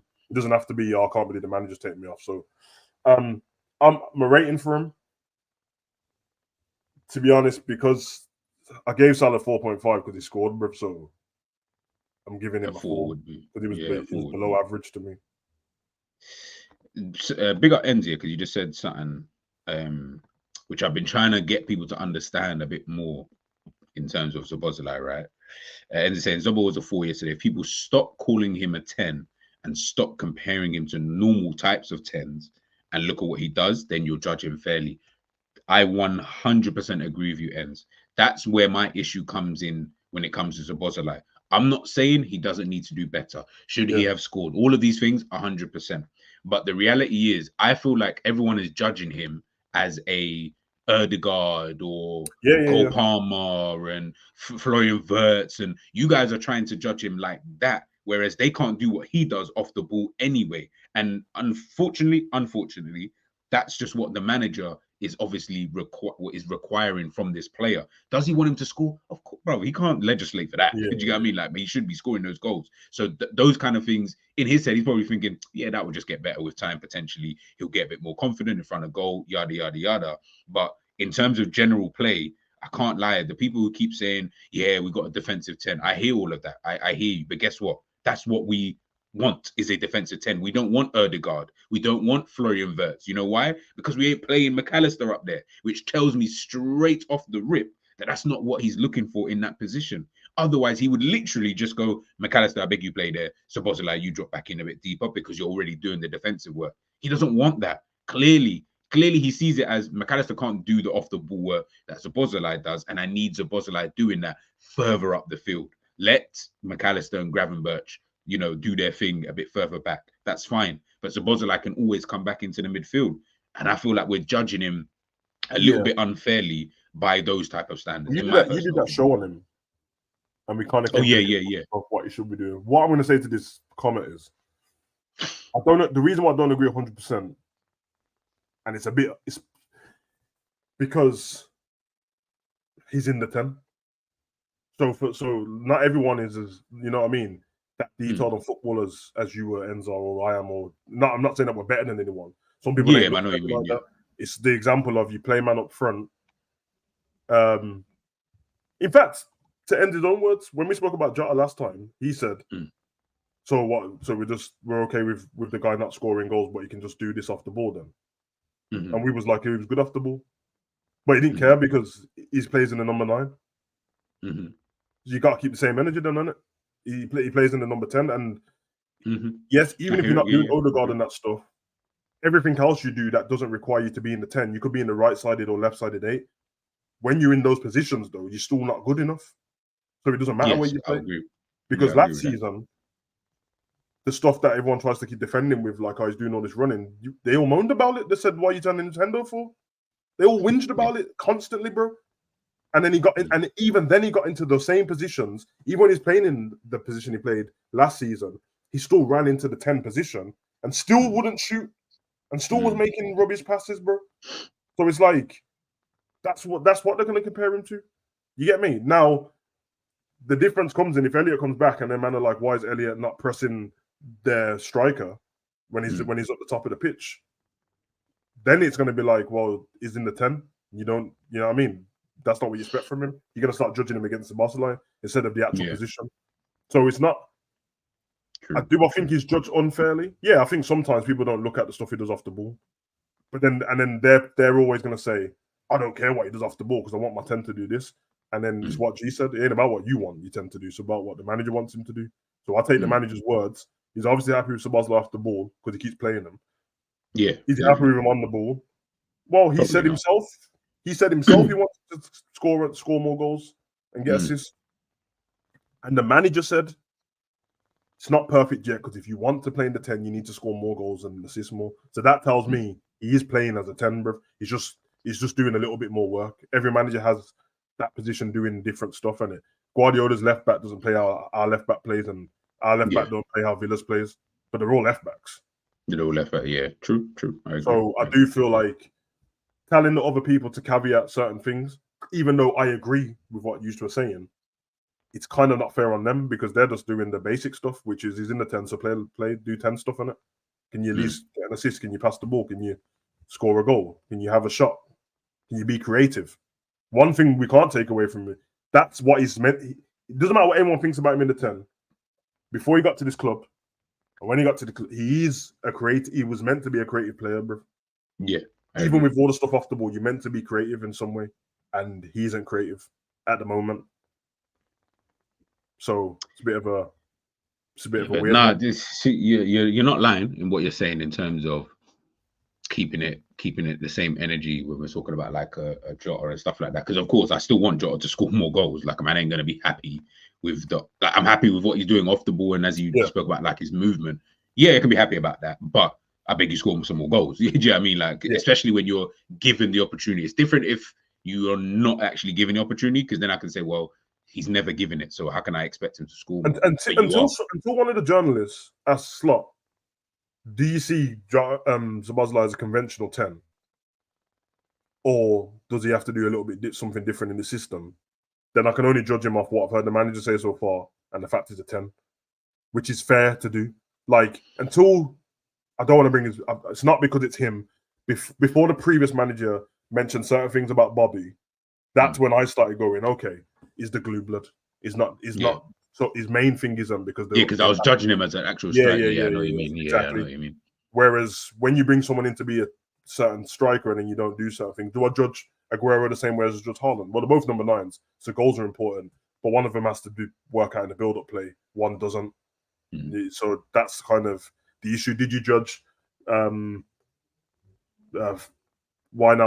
the same as you judge a different kind of 8? Probably not, because he obviously wasn't there to score many goals because he didn't. Yeah, because he didn't. Yeah. So, yeah. Weird one. True. Now I think the wall based on the foot. I think eventually, I'm starting to see what the journalists are doing now. They're proper locked into all our channels on that, bro. the proper. Yeah, no, I think they are. They keep coming up stuff with like that we've said word for word in press conferences now, which I'm looking at the rest of the fan base. I'm like, the rest of the fan base ain't saying this, bro. So the fact that you've asked them, you've checked what's trending that week and gone, okay, all the fans are asking this, so this has to be a good question, which is probably a good thing to do, to be honest. It makes sense. Yes. Because it almost means that you're kind of like in touch with what's going on the ground kind of thing. So I kind of get it. Did the manager say that the 10 has to score more? Yep. Well, he wants Szoboszlai to. He did say that. I remember that. Because that was actually one of the things that everyone jumped on. He even brought up his goals from the previous season. In fact, when they were giving the FIFA cards out, them man were laughing at him. You watched the video, they were laughing at him.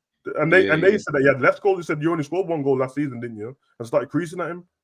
I think it was McAllister. I see McAllister chatting to him. Yeah. I see McAllister. McAllister gave some. You're right. Yeah, he actually does have an NBC face. He gave man that look of like, oh, well, you only scored. I swear you only scored like 2. I was like, that's how you know that when you take them. That's why I like the videos, because you realize they're not robots. They're just us, bro. They just speak like us, bro. So he's like, they're literally laughing at each other. When them looking at man's pace and that, bro, I'm in stitches because they all had a problem with Chiesa, bro. Like, just like, oh, blah, blah, this pace, Chiesa 93. They're like, come on. And then I think Szoboszlai said to them, I'll race man in my flip-flops, bro. Yeah, because he's getting mad. Now he's getting mad. He's thinking, brother, what? You're going to rate me? All right, so you know, old school. You what, you think you're faster than me? All right, cool. Say no more. Come here, run. Come here, run, bro. Curtis's one killed me because his thing wasn't that fast. And he was like, but with the ball. Yeah, they're not doing it without the ball. I'm like, yeah. You have to hear it, bro. Fucking hell. The fact that McAllister thought his pace should have been higher and everyone was just looking at him. I'm like, oh, you don't realize you're slow in it. Yeah, you know, you think you're fast. Oh, okay, fast. Like maybe you've been running against some slow guys like recently. You just thought, nah, but I beat what's his name in training the other day. Like surely, like these men. Ibu saw his card and walked off, blood. Yeah, because Ibu knew, but that's what I said to you.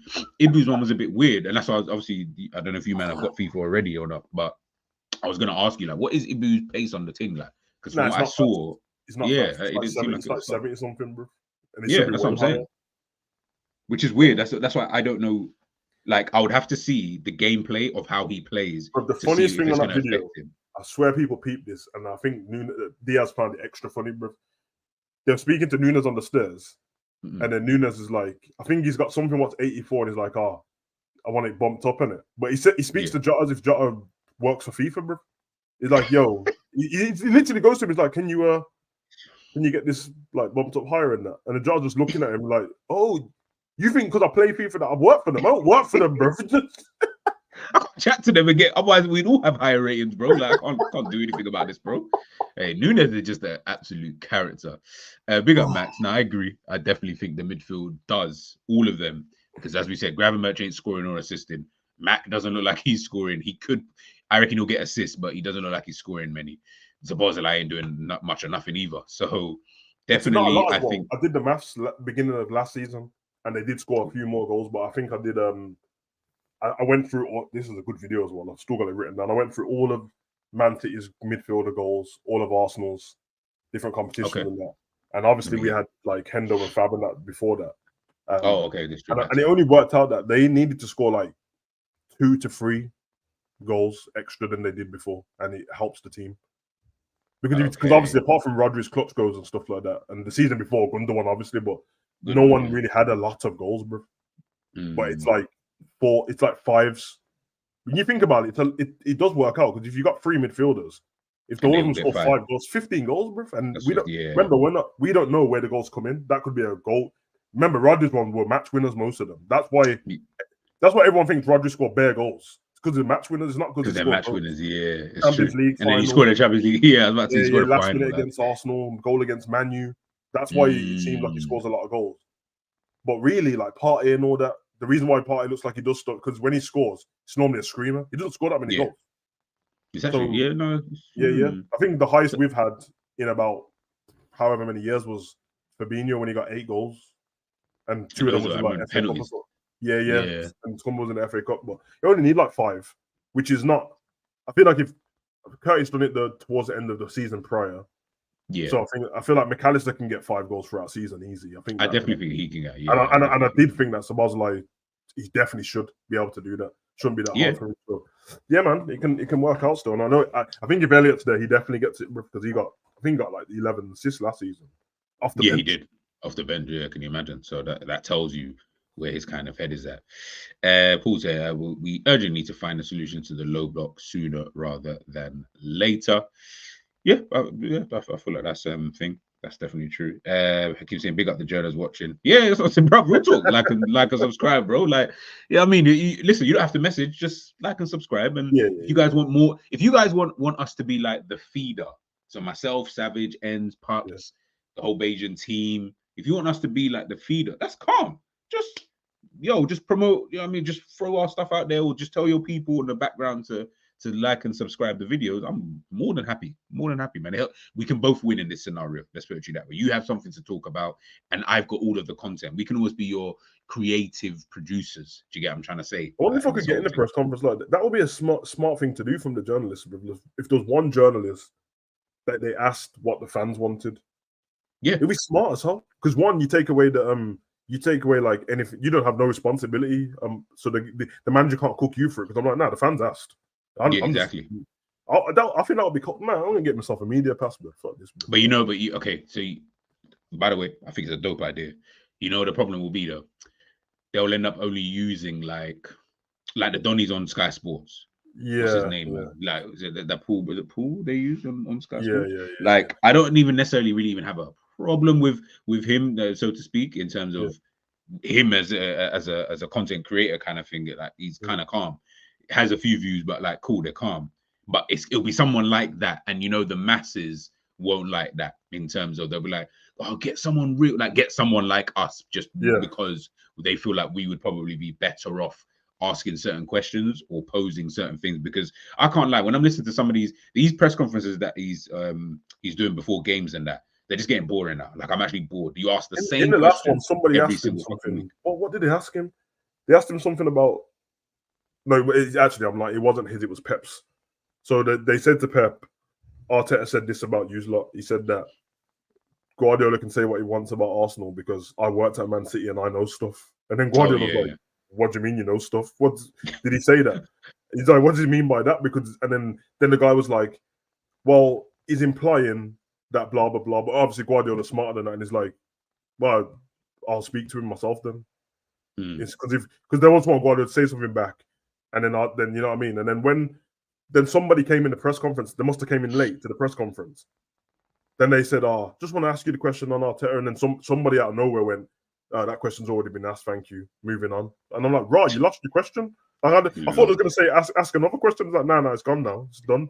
Like, you only get one chance with some of these things, Like, man, because they don't even want you to, the managers don't even want to be facing questions. Imagine leaving your yard for a press conference and you turn up late. That means you left your yard for no reason. For no reason. Yeah, because you ain't going to ask a question. So you basically just sat there really to record. And to be honest, you're not even recording the full conversation. So what was even the point of you being there? You might as well watch it like the rest of us online. Big up Sideline in the building, man. That we're doing bless. G, when you see the man having so much fun in these videos, how do fans have so much hate for them?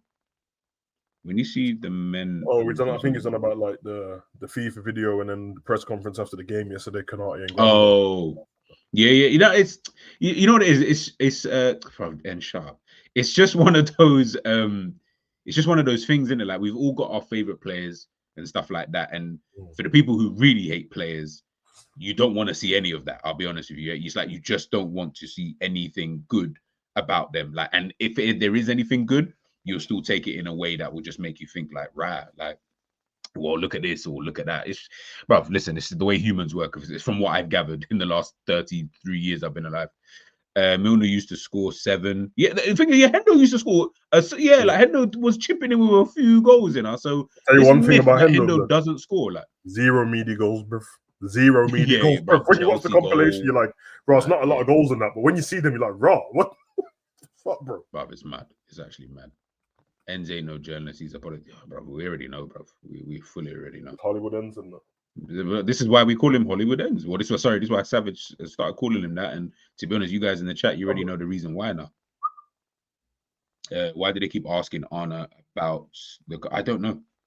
It's the same answer he gives every fucking week. So I don't know why they keep asking him about this flipping contract situation. Brother, I promise you, that's a tired question now. This is what I'm saying. That was a good question to ask one time.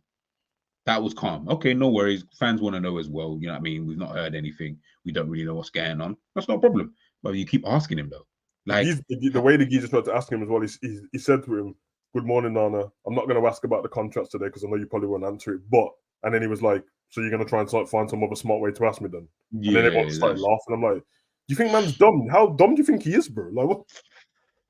But these Dutch people, from what I'm gathering, especially with, and to be honest, I've seen it with Ten Hag as well. They're very like Ten Hag is very blunt in what he says. Bro. They just straightforward. Like Ten Hag, as we saw, they'll sit there and tell you when the men were asking about, like, I can't remember what game they lost, maybe to the Brighton game, and he brought up that whole thing about, yeah, but I've won trophies here. Like in the last 2 years, who's won more trophies outside of Manchester City? His face was so straight, like, and he said in the summary, said if they don't want me, I'll just go somewhere else and win trophies. I was like, yeah, bro. I was like, damn. But if you see the journalists in like the Netherlands are like that as well. They're straightforward because I remember when Hendo had his first thingy for Ajax and that, he looked a bit shell shocked by the way they was asking questions. Like, so did you come here for the money? It was like, raw. Just let man live, bro. You probably saw the video of Henderson against, on the picture of bro, he was all looking ready to like punch man in the face, and I said, right, like Henderson, what's going on? Like you weren't doing this at Liverpool, bro. Like, you're just mad, like you're just like, bro, you man are shit, man. Like, what are you doing? And the maddest thing is, Ajax won that game. Ajax ended up winning that game anyway. The one he was screwing, bro. He wanted to scrap man, blood. It was actually mad. Whose contract? I think they were just talking about I think the journalist was asking about the contracts in general. About the contracts, so Trent's, Virgil's, and Salah's. So yeah, it was just very, very silly, bro. Like I said, sometimes I used to with Klopp, so to speak, because I always felt with Klopp and sometimes when he did his press conferences, I felt like some of the answers he would give, that's the reason why they keep asking you that question. For example, when he speaks a lot about like the 12:30 kick, obviously he was getting bare, so I get it. But he kept bringing it up, so they're gonna keep bringing it up every single time that you have it. Whereas with Arna, I always feel like, bro, he's not trying to answer the question. He gives you the blunt answer, and you're still asking. Now it's awkward. Now it's actually an awkward like exchange that we're having. Stop asking the question. Stop trying to get some type of reaction out of him, because you can see this guy doesn't really do all of that stuff, bro. He really, really doesn't. So. Yeah, man. Let me just quickly go to this last few slides here, and then we will head out. We'll look at that in a sec. Obviously, there was the Robertson. That challenge, by the way, was mad. I cannot lie. Can't remember who it was. It might have been Lamina, actually. It might have been Lamina. Yeah, bro. It looked mad, I can't lie. Obviously, Robertson come off. But Arna's saying he doesn't expect it to be this to be a big problem, although you never know. So maybe today at some point. Of course, Any question? And let me get there first, and then we will. Because I thought as well. I don't expect him to play against Bologna because I thought Shimikas would play, so should be able to have a rest. But I feel like the ref left it because the winger. There was one from Thingy in it, Jota on Lamina, I think. Oh yes. But you could tell, like. Listen, at the end of the day, it's football, and so whether it's an accident or not, still a bad tackle, bro. Jota's one was a little bit different because he blindsided him, whereas this one was horrible, bro. Like, no, it was actually horrible. But hopefully, listen, man, I don't listen at this moment in time with the way that Joey's a bit. I don't know. I don't really need Robbo out injured. The reality is we've not got many left backs, guys. So I propose whether you hate him or not, let's just for slot. When you play Joey, either play him from the start of a game or just don't play him with the car. Yes, literally. These cameos are, bruv. The game against West Ham, he was fine in defense, bruv. When you brought the 2 times you brought him off the bench against AC Milan and Wolves, broski, bruv. Yeah, bruv. No, facts. Like, bro, what they're doing to him, bro? It's mad. It's actually mad. Guys, yes, we're gonna head on out in the next 5. So, any questions? Doesn't have to be football related. So, even if it's about Disney, Pixar, let us know, and then we will answer as best as we can. Are there any like female rappers that you think are kind of? Yeah, I mean, even though you wouldn't have him as a girl, I can't lie, but man got a crush on my homegirl named Lotto, blood. Oh my god. Blood. Oh, come on, Savage. That's easy. That's easy. That's easy. I don't know what it is, blood. I don't, bro. Oh my god, bro. That's an easy one. Lotto. You know who for some weird reason, Hold on, let me answer this question before I get into that. He says, do you think that tackle on Robert should have been a red? Could have been a red. Yeah, it could have been a red. It could have been like, as in, if he had given red, I'd be like, slightly. Look what you did, kind of thing. Because it looked mad when they slowed it down. In real time, I didn't think it was as mad as it was. Yeah. When I saw it slow down, I was like, ooh, he actually caught man on the ankle. Like, it's actually a bit mad. When will you guys do proper ratings without showing bias? Whenever you start. But yeah, when it comes to Lotto, the person I was thinking of though was Glorilla though. I knew he was gonna say that. I knew that's. Bro, I don't know what it is about. Nah, she's good food, bro. And you know what it is as well. They've got. I don't listen. You see that? You see the accent they've got.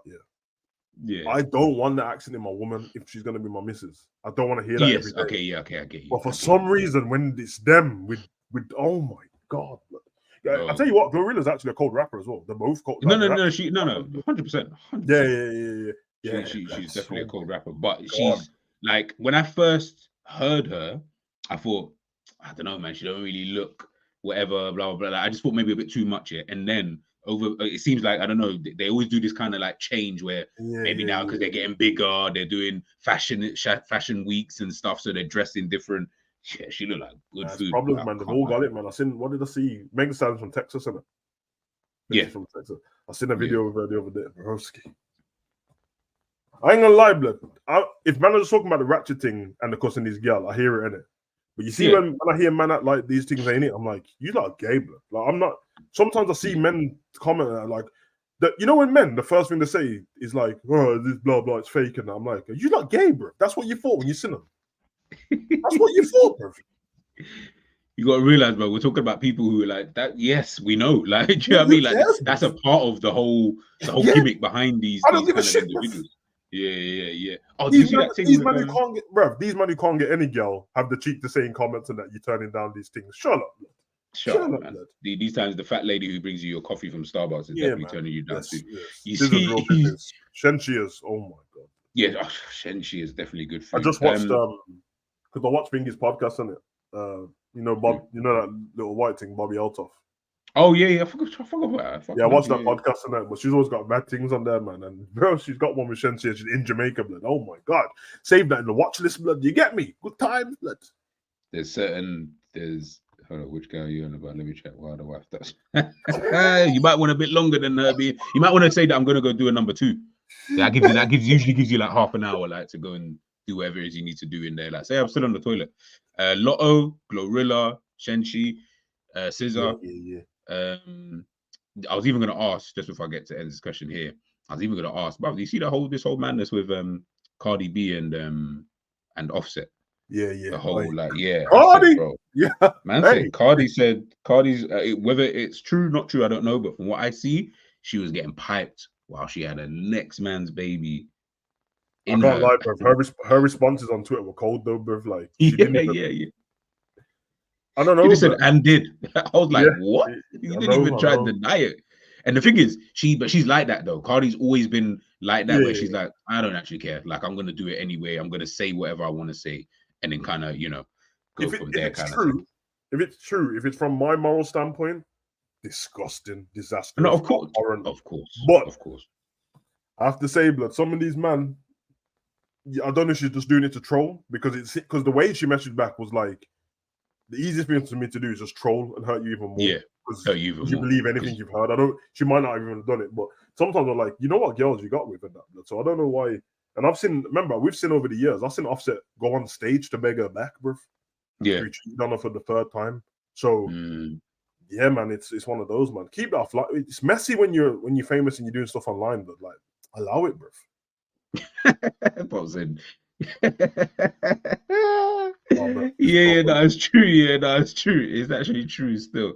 You will give man a hit run, but you know what? Sometimes if I've got to be the one, who gets told, do you want to Uber in the morning, then I've got to be the one. Like, in this situation, I'm gonna do it. Like, I'm not gonna say no. And do you think the right wing is an issue going forward and right back? You don't want to put everyone to put ends in the headlock. But we're talking about sexy things. He went back to the right back. I said, right, and allow it, blood.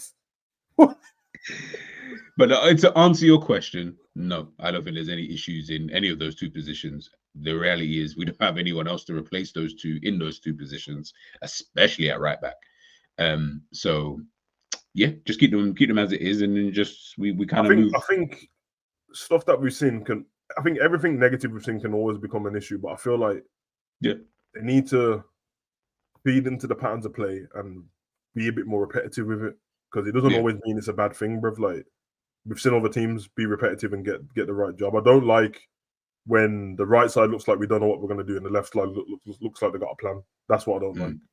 So yeah, let's fix that. I'll look on the title race. We're just making up numbers. After game week 6, looking at the table, looks no one's in the title race yet.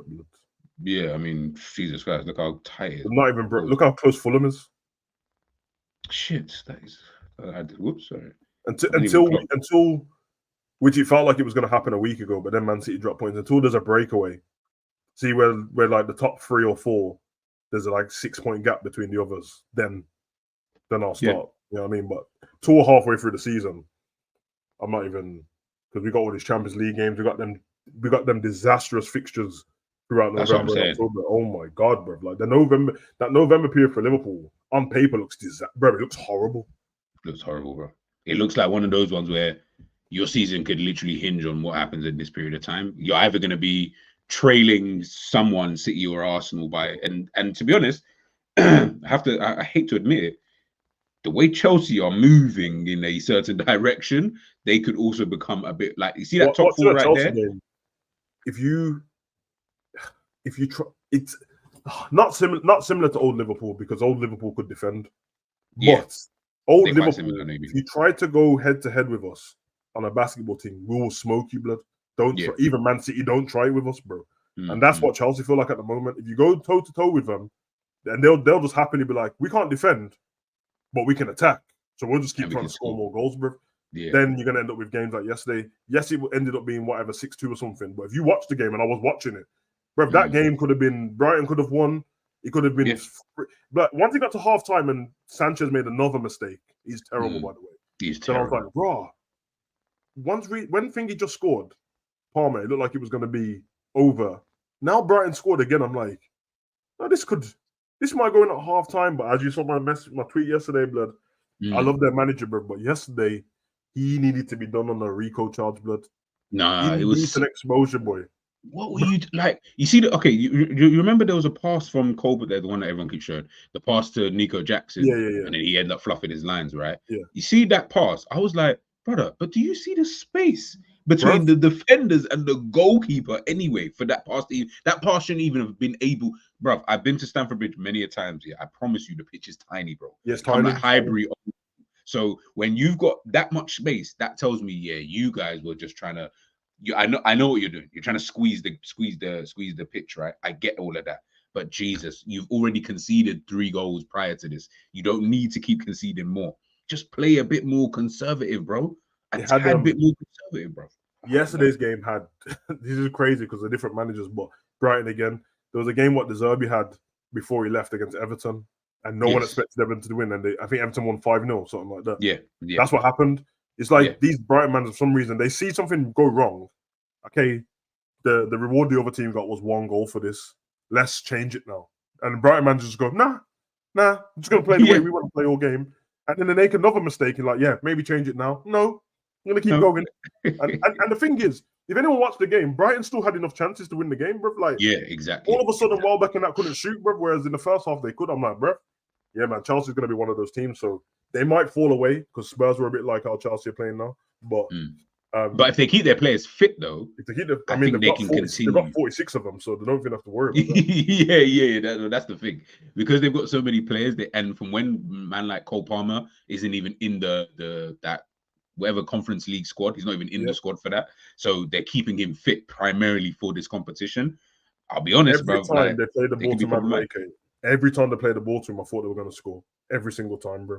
Yeah, he's a and then you had Jackson who kept freezing in front of goal, and then I'll just give you the assist. Then he kept freezing, bro, like he didn't want to shoot, but he ended up getting the assist off anyway. So yeah, I think I will always have it as, and this isn't just a Liverpool thing. I always use the Christmas period. That's when the proper title race thing starts for me. Because remember, everyone's always worried about December. There's like 10 Yeah. games or some bullshit. That's You come out of December, and I feel like the most you can afford to lose in December is like one game if you're going to win the rest.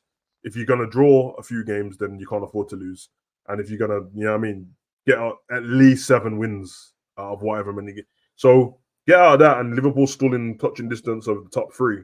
Then, yeah, title race begins then in January. But if not, then it's a myth. Top 4 looks nice. Is it a conspiracy, or is Zobo plays better as the left-sided 8 because of the inconveniences, or the right side of the pitch? I don't think he really even. Nah, played left better on the left side of the 8 before he got to Liverpool. But without that, he did. But remember, he was playing as like a right attacking midfielder. Yeah. Whether you want to call that position. Yeah. So I feel like it won't even really matter. I just think it's about the role that you're giving him. If he was given the same role that he was given at RB Leipzig and he was performing the way he was, brother, I'd say, well, let's sell him tomorrow, because then it's obviously shit. But he's not been given that same role. So I'm almost like we've said 100 times, when it comes to him, clearly what they bought him for is not what we've seen. In terms of, as a casual fan, for example, in terms of what we saw, he got double goals, double assists, like double digits goal, double digits in assists in the season just before we signed him. So that's what we thought we were signing, creative guy and blah, blah, blah. And Savage is right. He does play in the 10. Hence why I say, I think he needs to do better. But I also have this thing of, I also don't feel like there's a massive onus on him. I feel like it almost comes like it's just by chance that he's in certain positions. Yeah. That's why, like, that's why I feel like he should do better. As I'd say, because I don't think the left-sided 8 thing will make a difference, because not for me anyway. Because the problems that I have with him isn't to do with his positioning. I think his positioning's fine. I think his defending's fine. I think his tackling's fine. Interceptions. It's just on the ball, and you have to remember, on the ball, that doesn't matter where you are on the pitch. Yeah, it's true. You're passing. You could be at centre back. You could be in midfield. You could be up front. You're passing. If it's shit, bro. Yeah. You know what I mean? You're shooting, same thing. Like, if it's shit, it's shit. So it's not the... I do agree that sometimes it comes off the pitch, and I always stick with what I think. But sometimes I'm so confused. I'll get onto a show and I'm like, rah, is this how everyone thought of him? I didn't think he was that bad. Remember we had it the other week when he played that game, and then we come off and everyone was screwing about him. Like, really? Why is he trending? He was all right. Yeah. But, like, if anything, he should be trending for playing well, like, not because they think he's playing bad. Hey, by the way, respect me, Prime, obviously, maybe not now. I'm a lot slower now, but Prime G? Come on, bro. Like, I'm definitely finishing better than I was about to say Lukaku, but I'm definitely finishing better than Jackson, 100%. Question, because I'm seeing this debate now, is Palmer better than Foden and Saka? I would only be able to judge that at the end of the season, I reckon. Yeah. Because I feel like they have the luxury of they've done this for like the last 3 or 4 years at the level that they both operate. Foden probably more so. Yeah, I was about to say Palmer's best season, which was last season, obviously, was Foden's best season. Yeah, exactly. Foden was better than it. And the thing is, Foden only got good around Christmas, and then they don't get in the Premier League player of the season. So, and I think Saka's a weird one, because I think Saka's underrated and overrated. I think by his own fan base, he's overrated, and I feel overrated like rival fans is underrated. I think he's really good. He's really good. He is. He'd be the ideal person to take over Salah if that. I think he's really good. He always knows. He's always got an idea of what he wants. Maybe Elise. He's very efficient. Yeah, and he's got a great, bro. Not like short passing, but that cross on him. Oh my god, bro! It's like he's perfect. He's got it in his locker. That whip to the back post. Yo, yeah, he's good, man. He's good, bro. He's good for England as well. He's actually the better one for England out of everyone. Yeah. He's more often than not England's best player. Yeah, like it's very rare when he's not. Brighton's goals were literally gifted by us. We could have scored 9. They were gifted, but you had to work for that victory. That wasn't just an easy like 4-2 get kind of game. Yeah, guys, smash the like button, man, if you haven't done so already. October. I said, first of all, where have you even been? Yeah, I'm saying, I would have thought I've seen you pop up more that Chelsea have been winning games this season. Like, look at your 4th in the table. You're only 2 points off top. Is that why you're popping up now? We'll see you October 20th, Anfield, 4:30. We'll see you, bro. We'll definitely see Doesn't this current Chelsea side remind you of 22-23 Arsenal? They were probably tighter defensively, but very similar. I think he's not better attacking. Yes, because I think because they they really had that Arsenal is talking about. They started the season on fire, bro. On fire, yeah. But I also felt that they could.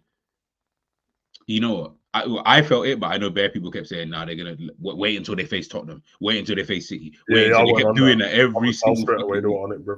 The only problem I have with this Chelsea squad is that the defense is woeful, bro. Like, I can't. Bro, it's there, bro. Yeah, I just don't. I don't know, bro. That's why you a bit harsh with them because obviously I think their first game was City, in it. Yes, yeah. But they might just end up doing what I said, bro. Just go when it comes to the big games, go fuck it. We'll just go toe to toe with you, bro. Yeah, and to be honest, they weren't even shit in that game, though. To be fair, they wasn't, bro. They weren't even shit. You think he's better than Saka? First, but I prefer Saka. But again, I'm a guy who just prefers the fact that when you're so proficient, that's why I like Salah. When you're so efficient at what you do and it's better, you're going to get inconsistencies with Palmer. And he's not really, I was going to say he's not efficient, but he's blatantly scoring. It's early, innit? It's early. You're right to wait. You're right to wait, bro. Yeah, I'll tell you one thing, especially with Foden, and we spoke about their dribbling earlier. You can tell that they both came from the same schoolage. You can tell, bro. When them two, I hate it because I'm a Liverpool fan, but when they're confident, I love it, bro. Some of the best football you'll watch. You seen Foden last season, bro. Like, remember, the second game against Real Madrid, it was a poor game, and he went to penalties. But the first one, bro, like, he just whipped that one from outside the box out of nowhere. He's like, oh, we can't score. I'll just roast one in the top corner then. Like, but he's got it in his locker. He's got it in his locker, bro. He's got it in his locker, man. You don't really see it for England, bro, but it's good, man. But that's Southgate. That's Southgate tax. I'll give that. I'll give that one on Southgate. Yesterday asked, would Foden be as good in this Chelsea team and vice versa? Yeah. Well, I think Foden would be as good. I don't think Palmer would be as good in Man City's team, purely because Chelsea's team, bro, he is the primary brother. Yeah. Remember, at City, you're not going to be primary at anything. No. Like, there's too many Bernardo Silvas, Kevin De Bruyne's around to worry about that. Remember, you're in a team where everyone is young. Everyone is like, we're all coming through. It's almost like we're all on the same level. At City, you're definitely not going to be on the same level as them guys, unfortunately. As good as you possibly can be, you wouldn't have the same. Like, you're not taking free kicks. I want Oscar Bob at Dortmund when he's fit, bro. Send Oscar Bob to Dortmund. That's what I want him. Yeah. I honestly, I can't wait to see that, brother. One day we're going to have a conversation about my Dortmund team, blood, and go through the history. Because I'm telling you, bro, this might be the great... Bro, obviously, you got the Barcelona Academy, but I'm talking about where people have been sent to and then produced. Oh, my God. Bro, everyone played for Dortmund. Yeah, no, everyone, Isak, Aubameyang, everyone, bro, like the cold, bro. Dortmund, you've had some players, like, you've been blessed to have players who pass through your team. What do you think Klopp got? So that's why Klopp got tired at Dortmund, bro. Because every time he built up a player, bro, they just robbed him, and it went straight to Bayern. Yeah, no, it's true. Man said he's talking to you. You're a Liverpool fan. I thought you were Reece James. Victor, your feelings must be hurt if you're still worried about the Reece James thing. It went out in the first 5 minutes of the show. I understand why the Reece James thing is sensitive to Liverpool fans, man. But you have to understand, like, I'm a Liverpool fan, but I'm a football fan first, and I'm just say what I see, bro. It's not a problem. If you think that Trent's better defensively than Reece James, though, you might have a problem. Yeah, we spoke about that actually. Do you have to rate? No. I rate Palmer. Like, listen, I rate Palmer. I think Palmer's a cold player. Like, if we were just asking if they had to swap back, for example, I just don't think he would be doing. But I rate Palmer. I just think that I'm a guy who I need longevity. This is why you don't hear me bigging up players like Ryan Gravenberch so highly, because I'm like, yeah, you haven't done it long enough for me to put you into the conversations that people are putting you in. Not because I don't think you can't get there. Of course, I think you can get there, because you're showing me now that you're playing well. But I need to see a 2 season. Like, for me, any player to be put into any type of conversation, I need 2 seasons back to back of solid work. I have to see it. Until then, you're just a form. Like, for me, it's just form. Like, I just see it as, yeah, he's good in the moment. That's it. I can't go to hyperbolting and do. I can praise every game week. So Palmer, dope. Last season, fantastic. This season started like a house on fire. So he's already looking like he's heading into that kind of, stratosphere, so to speak. So I'm just like, okay, fairs. I'm trying to say, like, a Cole Palmer can potentially become that kind of player. But the reality is, until the season's over, Cole Palmer can only be as good as right now. But there's going to be Chelsea fans who I know are going to do the thing of, yeah, no, but he's better than this. Listen, if you think he's better, you think he's better. That's cool. But you see, if players start to act like duds in their second season after coming off a great season, let's see where the conversation kind of ends then.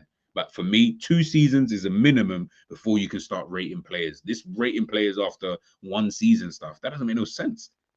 Like, I'm not saying you're doing that, by the way, Pops. I'm just saying in general, I just don't get why people do that.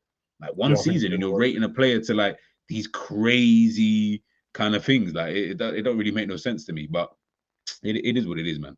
It is what it is. These pseudo football fans, man. Yeah, bro. Like I say, man. It's, for me, it's just a little bit weird when people rate, because the problem you have now in that second, because let's say you've called someone, let's say people call Cole Palmer world class, yeah. Big up Never a Foul, man. Big up everybody who's come over from there.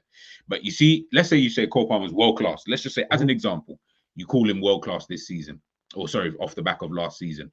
Let's say like this season, he's just okay. Like this might just be the best that we see. He just ends up okay for the rest of the season. Can we still call him world class? Because we've only seen 1 season of world class. Like, does he still stay there? Like, do we? Is there, like, obviously there's no list, there's no criteria, so to speak. There's no official wording for the word world class. So we're all just kind of throwing our own, kind of perception on it. But there has to be something. This is why I want FIFA and UEFA to put up a thing and say, this is world class. Like FIFA, the game, I need them to put up, this is world class. This is whatever level underneath. I need that, because then we can actually have something. The biggest praise I give Palmer is that list of youngsters in the world is on it, so that's a big enough praise, bro. That's it. He's on it. He's entered it. So now it's just see if you stay on there, bro. Because you're right. We're in a space where I've seen man mug off Pogba, so I'm not calling anyone else. Well, if that's the case, then that means I have to second myself. You man don't think Pogba's him, then these man can't be him yet. Pogba, like, do you guys even know who Pogba was? Well, I'm not getting into this conversation. Palmer, like I said, he started this season like a house on fire. So I'm calm right now with where people are trying to take the conversations. Continue this and you're good. You're good to go. I'm not, but until I see the end of the season, I can't just keep doing, etc., etc. And this is where I say, by the way, Asad, you're wrong. Because you see me, I wasn't even close to calling Salah world class after 1 season. As in, it didn't even cross my mind, because I said, this is just 1 season. This is why, why do you think that we have the joke about Salah being a 1 season wonder or 2 season wonder, 3? Why do you think there's that running joke? Because the way that people spoke about it as if he wasn't going to continue scoring goals, that was the joke behind it. But I'm telling you now, Salah was not world class after his first season. To me, that almost took him 2 heading into his 3rd season before I actually said, this is a world-class player right here, because you're showing consistency levels of a high elite level, not 1 season and then we're just out of here. What do you mean 1 season and we're out of here? I saw Michu mess up the Prem for 1 season, so. Bro, Michu, Michu was the hottest thing going that season. He came from a League 2 French team, bro, so. That's what I'm saying, man. That's all I'm asking for, guys, is just, you know what I mean? Be consistent, man. And guys, yeah, as Ed said, man, if you're new, make sure you subscribe to the damn channel. Pops saying after 1 season, he was dubbed the, what's OSW mean? 1 season wonder. Sorry. 1 season wonder. Love that narrative. Mo has shown his exactly, bro. Like, that's all we want. And I want this for everybody. Like, and by the way, I know I didn't say I was going to go into it, but please, guys, come on, man. Pogba, we can't, like, this disrespect that Pogba's getting. Yeah, I know, obviously the drugs thing and everything just seems to be with Paul Pogba at this current moment in time. I hear it, but let's not act like we didn't see this guy balling out. Let's not act like this guy is not sitting there with a World Cup to his name. Let's not act like what we saw prior to him coming back to Manchester United wasn't of some crazy level. Let's not act like Manchester United and Sir Alex Ferguson were vexed that he was leaving anyway to go to Juventus in the first place. Let's not act like these things didn't happen. We all know, man, like, guys, we need to start adding context when it comes to Manchester United. We know that club is it's a problematic football club. It's probably the best. It's probably the best thing I can say. It's problematic in terms of I've seen top players, Di Maria, Radamel Falcao, Ibrahimovic, and some of the Alexis Sanchez. Somebody, oh my! I don't want to do this. I don't want to do this, but yeah, bro, it's dumb. Somebody it's so said silly. yesterday that Cavani weren't that good. He weren't like that. Oh my! Cavani. They said that's what that's when Nunes got to Liverpool. He played a lot like Cavani. Bro, Nunes wishes he played like Cavani. I wasn't even trying to dig up Nunes yet, but it's just the fact that man was like, nah, he weren't even all that, bruv. Like he wasn't that technical and that. I'm like, what Cavani, bruv? You lot don't need to ask me who said it because you know who would have said it. Bruv. Yeah. You know what I mean? You know who, and you know, blood. There's only one man who says that kind of crazy stuff, but yeah, bro, that's stupidity. Like, come on, guys, and this is why I say, Look, listen, all of this is, and by the way, I agreed with you. I said Pogba should have just gone to Manchester United. He was meant to go to Real Madrid. Sorry, he was meant to go, and he would have been. But trust me, all I'm saying is, man, I can't even. I try not to diss people because some man just didn't. But man, know about Cavani and Lavezzi and that. Then we know. If you don't know, you don't know. Lavezzi, bro. And this is Mkhitaryan. Like, was a baller. Like before he came to like Mkhitaryan was. Blood, bro. He was like Manchester United have had too many players here, and listen, I'm not a Man United fan, so I don't know the ins and outs. So Man United fans, please let me know, right? But whatever was going on at your football club, it just didn't work for these kind of players for whatever reason. But we can't act like these guys were not. Like other fans can't act like you didn't like what Arsenal with Paul Pogba. So almost a Vieira regen type of player or Diaby regen type of player. You wouldn't have taken that. Liverpool fans, you wouldn't have taken Pogba before he moved to. Come on, man, this is silly now. I didn't see Pogba win the World Cup and mash everyone up in there, but it's all right, guys. I remember the assist, bro, Savage. I remember, there was an assist that Pogba done against Cameroon. It was like a quick shift of movement. People will probably remember it because it always comes up in compilations. Quick shift of movement. Ends is funny. Quick shift of movement. And then ball into the box. And I think Giroud was the one who finished it off. I said, that's what Pogba can do. And if I'm being honest, facilitate that, he can probably do that on a consistent basis. Just like I said, Manchester United were just absolute. I think if it was a different timing, this is crazy, different timing, but the same manager. Because I actually think that Mourinho and Pogba in a different time would have worked perfect for each other. It's just the fact that it was at Man U and weird shit was going on, bruv. Yeah. But I think it was bruv. Because I was worried about that Man U team. I remember that season, went in, and they had Rooney, Zlatan, Pogba, and Lukaku. And I was like, Jesus, blood. And they won their first 2 games 4-0, West Ham and Swansea or someone like that. And then obviously they tailed up. But they won the Europa League that season, so nobody cares about it. They did win it. Yeah. Mourinho said it's probably the hardest thing he's probably done. You know why? Hold on a minute. Was the final? The final wasn't against Ajax, was it? Was it against Ajax? Yeah, I think it was. I think it was. It was Ten Hag, isn't it? Ten Hag, yeah. It was the most boring final you'll ever see of football, bruv. It was Ten Hag, bruv. Yeah, Europa League final, Manchester United versus Ajax. Bruv, it's the reason why I know it's the worst final I've ever seen, bro. It was boring. I think Fellaini played. It was trash, bruv. Let me see the lineups on this game. Oh. Yeah, Man United had who did they play? Jesus United, Man said you had Sergio Romero in goal. Remember him, the Argentina goalkeeper. Antonio Valencia at right back. Smalling and Blind in as the centre backs. Darmian as your left back. These times Darmian's out here doing his thing now. Herrera. Way better after left. Yeah, way better, 100%. Herrera, Juan Mata, Fellaini, Pogba, and then Mkhitaryan on the left with Marcus. Yeah, because didn't think when he Pogba and Mkhitaryan who scored in that game? I think it was. I know it was 2-0. I think it was them two. Yeah, Pogba and Mkhitaryan. Yeah, literally. Yeah, Pogba and Mkhitaryan. Yeah, bro, terrible final. Bro, on the bench,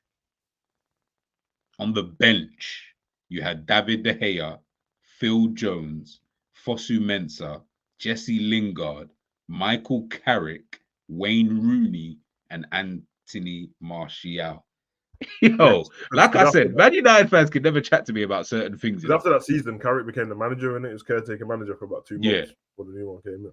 That's crazy still. That's crazy. Man said Phil. I was watching Phil Jones' interview this week, actually. Good interview. Yeah, he's been getting on to it was that. He's been getting on to bare people saying, bro, like, man, getting on to me for the career I had. Like, as if to say it was just a wasted thing. But he had a good career. Yeah, I rate him still. He's one of them, innit? Like, if you're in a football space, you'll probably take it off another player. But if you hear some person with a worse career than you talking, I'm like, whoa, who are you to talk to me, blood? Like, you know what I mean? Nah, man, I think it's all mad, man. It's all mad. Big up everybody who has been in the building. Big up, Doctor. I had to start this again. Catching up late and watching from the beginning. This is why I watch you guys. The Gravenberch PR is insane. I couldn't believe it. Next time, direct that one to ends. I think you might have missed that. But big up, Dr. EQ in the building. No, we'll head out on this set. What was ends? Man said, would you take your girl back if she cheated because she was a good girl before? Well, this context doesn't even make sense. I see what you two are talking about. That doesn't make sense to what you're saying, bro. That wasn't the one. That wasn't the analogy you should have used. I get what you're trying to say though, but that wasn't the analogy, bro. Isolating that question anyway. The chances of me being with her is because she was a good girl. So if she cheated on me, she can get out of my life, blood. Yeah, for real. Yeah, for real. Guys, obviously tomorrow we got the monthly preview. We'll be back, of course, tomorrow, 11 a.m. usual times. Push it back a little bit later, but yeah, 11 a.m. I'll be back with Liverpool's monthly review for September, and then I think I'll have the Gravenberch conversation, so we can talk about your baby Pogba, your mini Yaya Torres, your Rude Van Seedorf, Gravenberch, whatever people call him now. We'll have that kind of conversation just to really just chop it up. But I want a sensible conversation though, people, please. I want a sensible conversation about this. Not like, let's not go hyperbole. Let's actually really talk about it, how good he's actually been, which I will talk about tomorrow, by the way, on the monthly preview, how good Gravenberch has been so far this season, but also, is it, do we think he's really the one? Have Liverpool really found their number 6? Obviously, we'll find out. And then go from there. Big up everybody who's been in the chat. Again, guys, make sure you subscribe to Savage Talks Football. Savage, man, have you got anything popping? I'm trying to figure out if I want to do the Madrid watch along later, but I don't know, man. I feel like I could curse myself, bro. I hope you do, to be fair. I can't lie. I actually hope you do. You know what it is, bro, because we ain't lost to it. But this is where no one's rating us. Everyone keeps coming on the line with your media stats and that, and you know what I mean, brokers and that don't even have the channel to watch Madrid, but pretending like you watched it. And we ain't lost since the last time we played Atletico last. We ain't lost, bruv. When they beat us at the beginning of last season 3-1, we ain't lost since that game, bruv. Not one game, bruv. Not the Champions League, not the Spanish Cup, nothing, bruv. Man, listen, I know Mbappe's missing and that, but we didn't have Mbappe last season, won the league. So might play Endrick, might play Bellingham further forward. Camavinga's back. That's a beautiful thing. Might do it still. You know what I mean? Probably like 4 people in the watch along, because as I said, some man can't afford the channels that Madrid play on. So, you know what I mean? But you can come in and talk about other stuff if you like while I'm watching my team. So yeah, might do it. So Savage Talks Football, Madrid derby. Yeah, man. What time is it? What time is kickoff? 8 o'clock, I think. And I think if we win, we're like 1 point behind you. Like, yeah, but obviously you like the leader. So still behind. Okay, fair. Okay. Yeah. No, you're the big dogs in town, man. You know what I mean? We're just trying to be you, blood. You get me? That's what we're trying to be. These guys, we're all trying to just be like you, Fuck we're trying to be like you, blood. You get me? Curse me. Osasuna in that. I hear it, blood. But I don't even listen. I'm going to talk about that. Well, if Atletico win, though, they go ahead of us by a point, I think. So. Okay, fair. Pablo, relax your soul, blood. Anyway. What number did Dirk Kuyt wear for Liverpool? 18? Yes, sir. Same number as Gakpo. Yeah, 18, I think. 18. Dot string and that. First, I hope you man gets like, yeah, same. Savage Shorts really said people can't afford the channels Madrid play on. Hey, it's true though. Like, some people can't, which is fair. You know what I mean? Listen, we're living in a... I'm not even listening, man, bro. Don't get me wrong, man. I remember my Sky cost of living crisis. Remember I don't know about you, like, you lot might be richer than me when I was a kid. My Sky got cut off a few times. I had channel you and Tracy Beaker to watch, blood. You get me? It's life, blood. It's life. I said I had channel you and Tracy Beaker. Hey, man, it's all right, man. You know what I mean? That's how we get down, blood. But Yeah, and I need to do some more videos on Hugo Online actually, so I might do some more videos in a bit. I'm having fun over there, man. So I'm trying to do more. Did you see the trailer to Ballerina? No. But if it's so mad, I was actually gonna watch your thing anyway. I was like, I haven't seen. I'll just watch it on yours. When I haven't seen stuff, I just go ahead on your channel and check it out. Yeah, proper ways still. And I left the thingy one because I forgot that it was out and I didn't do it, so I might do that as well. There's that Michael B. Jordan movie. It looks good, but I ain't watched the trailer yet. So I need to do the reaction to it. I can't remember what it's called. Brand new though. Okay. So I need to check that out then. But yeah, guys, as always, man, make sure you like, share, and subscribe. Football with ends in the chat as well. Make sure my mom cuts sports enough times. Fuck it now. Yeah, see, these men don't understand football anyway, Savage. Hey, we'll leave it there. We will leave it there. But yeah, big up to everybody who obviously joined across. If you haven't subscribed already to the channel, guys, man, subscribe to the channel. What the hell are you even doing? Make sure you enjoy the rest of your Sunday. Me and Ends actually will be back next week. Manchester United versus Tottenham. I don't know what day, maybe Tuesday or Wednesday. We will be talking about it. We're doing another episode of Both Sides of the Coin, where we'll look at the game tactically. Just before we go, then I'll ask you, Savage, who's winning that game? Is it at Old Trafford? I believe so. Smells like a game that United will get outplayed in and still win. You think That's so? the kind of game it's stinking like. But who's got the better team? Nah, you know what? I'm gonna go Spurs, man. I watched Man U play enough times this season. That's shit, bro. I think he's missing Sondo when it Spurs, but I don't know who else to play in that position. Probably Timo Werner in it. I'm going with what I honestly said to you. I feel we're a draw. I feel like Timo Werner winner, bro. That's what I'm going for, bro. Just to add salt into the wounds, you get me? Oh, Jesus Christ. That will have the whole timeline will absolutely die. OT ain't their place. Yeah, I hear it, but it doesn't seem like Manchester United, that's their place either. So I don't really know as to who that even pertains to. If anyone saw them against FC20, bro, you might change your opinion on this game, dude, because they were terrible. Bro, they were so terrible. But if I was doing a bet, I would say Man United or draw. Yeah, that's probably a good bet, man. Yeah, I think I'd go more with that. Yeah, for real. We got Deji. It would be cool if they just went head to head, man, and just went for it, both of them. They both got Spurs will go. Spurs can do that, but United, I don't think would want to do that. That's the problem. Spurs, I know, will do that. It seems like if they let Maddison take control of the game, it's a long day for United, bro. But they have to play Dalot from the start, bro. I don't know. Not Dalot. Like that. Yeah, Dalot has to play because to me he's the best player. But Ahmad, he's got to play, bro. This what Ten Hag's got, like, I can't put too many black men on the pitch at the same time. I don't know what that is, but Ahmad's got to play, bro. He's cold, bro. But the problem is, then he's always playing Rashford, and that's where I'm like, yeah, it's not always Black Lives Matter. Man said DeMarcus Rashid the first in that, blood. All right, man. Yeah, bro. Not every day. Before we go, is Bruno better than Szoboszlai without GA? Yeah, it's better than him. Bruno's better than him. Yeah, I feel like Man United fans kind of underrate Bruno, you know? He gives the ball the way they talk about him. I hear it, but this brother, no matter what you say, he's mad efficient with what he does, though. Tell you one thing, bro. Bruno's in the 10 for us, bro. Long day, blood. He'll slap the ball from them areas, and he's got a great pass on him as well. Yeah, I think Bruno's. If you watch Bruno for Portugal, he's way more like compact to that. He doesn't give the ball away as much, but obviously he's the main guy in the United team, so I think he's better. It's almost like he feels that way. All right, cool. We'll see. I'm not even trying to hear all of that. But yeah, guys, make sure you smash a like on your way out of here, please, and subscribe to the channel. I will catch you guys tomorrow, 11 a.m. Make sure you guys are here. Piss off. Peace.